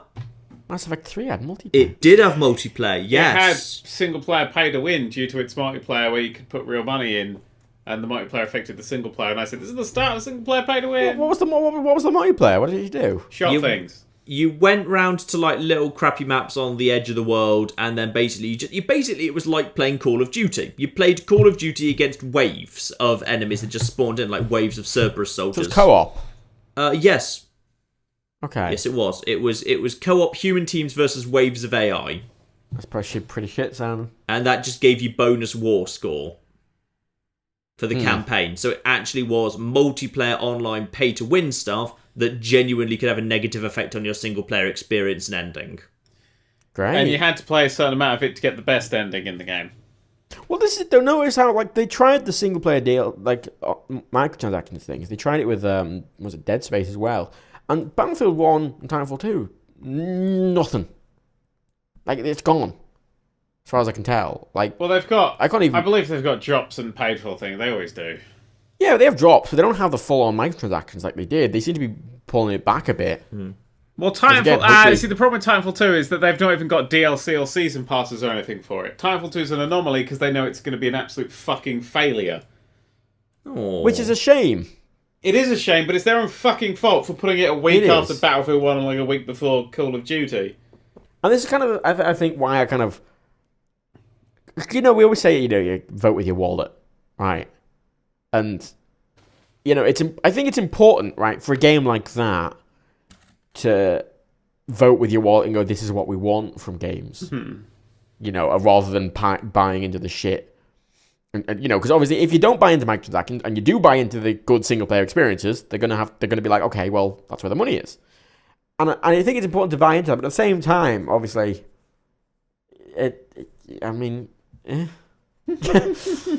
it's hard to justify, because you were complaining on Twitter, weren't you, about how we should reward video game. You were saying they shouldn't reward video game developers making a competent game. Yeah, so anyway. Our games use the words reward. We should reward them for making a game that wasn't shit. Yeah, like we should reward them, but at the same time, you should encourage them to just buy good games. Yeah, you shouldn't be thinking, oh, this will help the developer. You don't. We're so fucking Stockholm syndrome in this industry. It's ridiculous. You should be just going, hey, let's just buy good games. And Titanfall 2 is a good game. Unfortunately, it was released at such a shitty time that, the multiplayer will be the focus, because it was the focus of the first game. It's already sold, it's sold, it's actually, the EA shares dropped, even though Battlefield is going to sell about 2 million above expectations. Titanfall is going to sell about 4 or 5 million under expectations. Oh. So it was badly marketed. It's not badly marketed. It's not really for anyone. If it had come out of March... If it had been pushed back till March, then it would have been absolutely fine. I think it's for everyone. Who doesn't like giant stompy robots? That's a game that's for everyone right there. If you want Call of Duty, then you're going to play Call of Duty. And most of the people who play Call of Duty aren't people who pay attention to games blogs and things. They just see TV advertising and go, oh, there's a new Call of Duty. Or they walk in a game and see it. The thing is, Titanfall 1, it was a launch title for the Xbox One, wasn't it? It was a big push, big marketing push for Titanfall 1. Uh-huh. And... obviously, it was all based on the multiplayer. And it was a launch title. It was one of the ones that was in all the fucking advertisements. No. Yeah? No. It was in all the advertisements. I just think you remember, it was... might be wrong, but I swear I remember it was in a lot of Xbox One adverts, in real live action shit, 2014. That came on Xbox 360. I swear it was one of the launch titles. It wasn't exclusive, but I swear it was a launch one. I don't believe so. It came out March the 11th, 2014. Yeah, a year after the Xbox One. Yeah. Huh. Well, it was in advertisements all the same. It was one of the pushed ones, as far as I remember. Yeah, but, this will be coming soon, but it wasn't a launch title. Actually, one of the first things that came up when I searched Titanfall 2 was EA is absolutely wrong. Battlefield 1 absolutely helped trample Titanfall 2. Oh yeah, Battlefield 1's multiplayer is so much more forgiving to new players that they'll stick around. And it's a lot easier to advertise, and they have been advertising it a lot more. So people who don't really pay much attention are either going to get Battlefield or Call of Duty. People who do pay attention will see that Titanfall 2 has a great single player, but Battlefield 1 is the better multiplayer. It's got really no audience. I mean, it's made by the Call of Duty people, or the ex-Call of Duty people, and it's literally just another Call of Duty. So if you actually know what's going on, you just go... This is the weird thing, though, isn't it? Because even though I work in the games industry, didn't even realise Titanfall 2 had a single player. Well, the first Titanfall didn't. Exactly. So if I don't know, how the fuck is anyone else going to know? Yeah. Like I'm in the know about this shit, and I didn't know. If it's someone who's just a casual player, but they're not going to... And that's the good thing, and they're not marketing that's the good thing. And they should, because the multiplayer's going to die out within, a month. And no one's going to buy it. You need to push the single player, yeah? Fuck's sake. Yeah. I mean, I've already uninstalled it. I've finished it twice. I'm done. Yeah. I thoroughly enjoyed it, and it's gone now. Big old shame. But it's... yeah. It's not a good multiplayer that's fun. It's not fun. I mean, Battlefield 1 is incredible fun. And you get a semi-decent single player with it. For the price. Yeah, well, yeah, it's fine. Single player, it's fine. Titanfall 2 single player is amazing, but I mean, it's a large amount of money. Although, if I had to buy one, after playing them, if I had to put my money down, I wouldn't know which one to go for, because I really do enjoy both the multiplayer Battlefield 1 and the single player. I mean, it's hard, because Battlefield 1, you get more time for your money. I think Battlefield 1, you get more... spectacle. I mean, in Titanfall 2, it's all very nicely built and done, and there's some very interesting mechanics, and there's wonderful, wonderful moments, but it's those dynamic bits of spectacle that make multiplayer games, and every Battlefield match has one. Whether it's the big Zeppelin coming crashing down onto the map, and then beginning to spin rapidly and spewing out fire in every direction.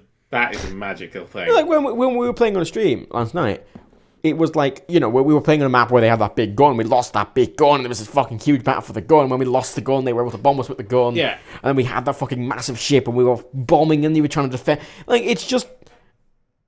You're nice. Yeah, there's so many moving pieces. It's a multiplayer where every battle will be different. It's not like just Call of Duty 3 lanes, kind of what strategies to use and stuff.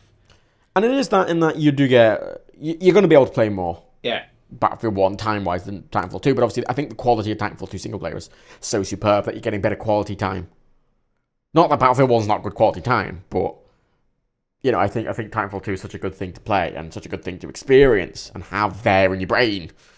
Yeah, it's like Titanfall 2 is like a meal at a fancy restaurant cooked by a Michelin star chef, and Battlefield 1 is a big 64-pack of chili Doritos.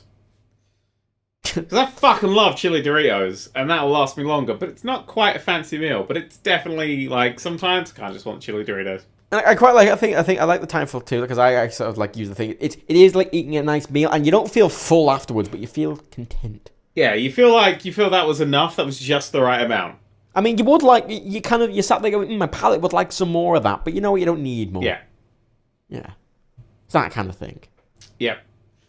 Battlefield 1 is just... snack food, isn't it? Yeah, it's good, Moorish multiplayer. And I'm not a big multiplayer fan, but it is, because it's got so many moving elements, because it's got, we only play really Conquest, but because it's got those, 6 or 7 different capture points, and depending on who owns what, you actually have completely varied and different ways, how the battle plays out, and who gets what at what times, and what vehicles are in play, and where the vehicles are on the map, and are you losing massively? Are you going to get your big destroyer thing? And have they decided, is there a squad that's working really well together? There's so many dynamics and variables. I don't think you're never going to get a professional scene of Battlefield. And I think that's what really attracts it to me. I can see esports being in Titanfall. I don't know, that's the sort of game that I have no interest in, because it's sort of the game that you can actually be really good at. Whereas Battlefield, I think the thing you get best at is reacting to situations. Well, because I don't like multiplayer games where it's all about how fast can you aim and how accurately can you aim. Oh yeah. I mean, Battlefield 1, because the map's so big, it's all about placement. If I'm on a one-on-one battle with someone with assault rifles, they'll most likely win. But if I see that they've taken a base, but they're only defending it from one direction, and I can get myself around there, I can pick a few people off. which would then let the people who are charging at it as like meat, they will get through eventually. And you can actually change. I feel like as much as I'm a small cog in the big war machine, I can actually make a big difference. Well, that's it. But it's not like in Rainbow Six Siege where it is the smaller, concentrated 5v5 small maps.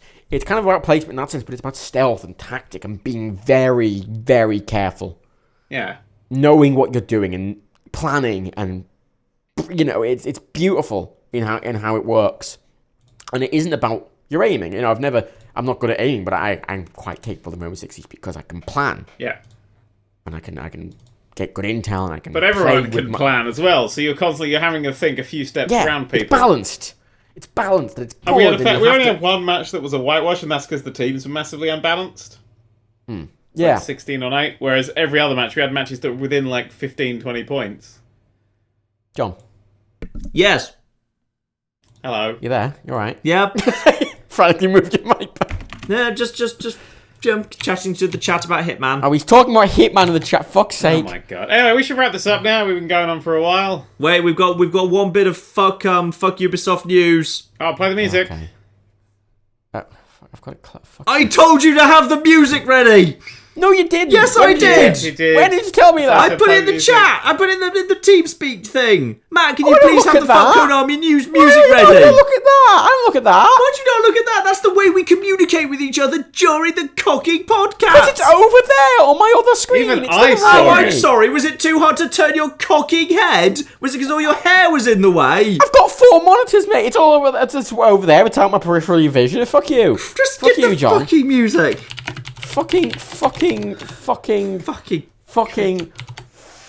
would you like me to DM you on Twitter next time? Would that be better? My fucking mouse on my Mac's dead, so I can't. Okay, fine. I'll play. Look, there we go. It's playing. Jim Sterling doesn't have to put up with this bullshit. Fuck off. There we go. So Watch Dogs 2, which does look good, has, however, announced, of course, it has a season pass. It's still going. Oh my god. Oh my god. Fucking professional. Jesus fucking Watch Dogs 2 has a season pass, which is going to cost £30 and doesn't really actually seem to contain anything. It's going to give you 5 missions, some skins, and some extra co-op stuff.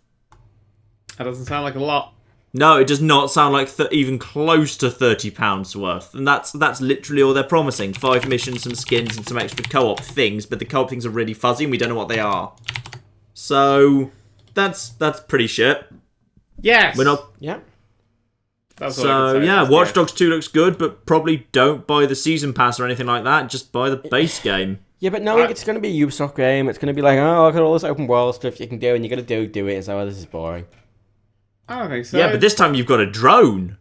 Yeah, and you can explore things. You don't have to climb towers. There's no towers. Yes, no towers we've been promised. Hashtag no towers. Yeah. The towers were never the problem. It was just a symptom of the problem. It got a bit ridiculous sometimes. I mean, like in Far Cry Prime, when you had to climb the Tower of Mammoths stacked on top of each other, that was ridiculous. I'm not saying towers are good. I'm just saying. I'm not playing enough for Far Cry Prime. I want to know if that's a joke or a real thing. That is a joke. That was my prediction for how they were going to do towers. That you'd have to climb literally like 6 mammoths stacked on top of each other. Went, that's real. And the other part we went, really? And I was like, I don't know. Which would have been brilliant because they could have been swatting at you with their trunks and trying to knock you off the Tower of Mammoths. And you'd have to keep the mammoths calm because if they panicked, they'd all fall off and there'd just be a pile of dead mammoths. You'd have to wait for a new mammoth tower to come on like the next day to try and climb it again. Why the fuck haven't Ubisoft done this? This is better than no towers. This would be the best tower they've ever done. With mammoths. I like that. Yeah, where you've actually got to keep the tower calm. It's kind of like playing Shadows of the Colossus, except with like 6 colossi stacked on top of each other, and you've got to keep them all calm, or they'll panic and freak out and kill each other. Jesus. How did they get in that position? I don't want to question it anymore. That would actually be quite good. Like what you have to do is the objective is to get to a thing really high in the sky. And the only way you can do it is if you've got to convince a bunch of colossi to be stacked on top of each other. But if any of them panic, it'll mess up the whole town. You have to start again. It sounds like a good plan. Yeah, that sounds like a great Shadow of the Colossus 2 or possibly 3. I can't remember if it had a sequel in the first place. It didn't. It didn't. Why did you think it would have? Have you not played? Get out. I just assumed I said get out! I assumed it would. I'm sorry. Matt in the stream, he's I've not sickened played me. it. He's sickened me. I've not played it either. You've also... Alright, there you go. Well, that was Good Dan. night, everybody. That was Dan right there. So, how about that water table in Norfolk, eh? Oh, John, don't get me started.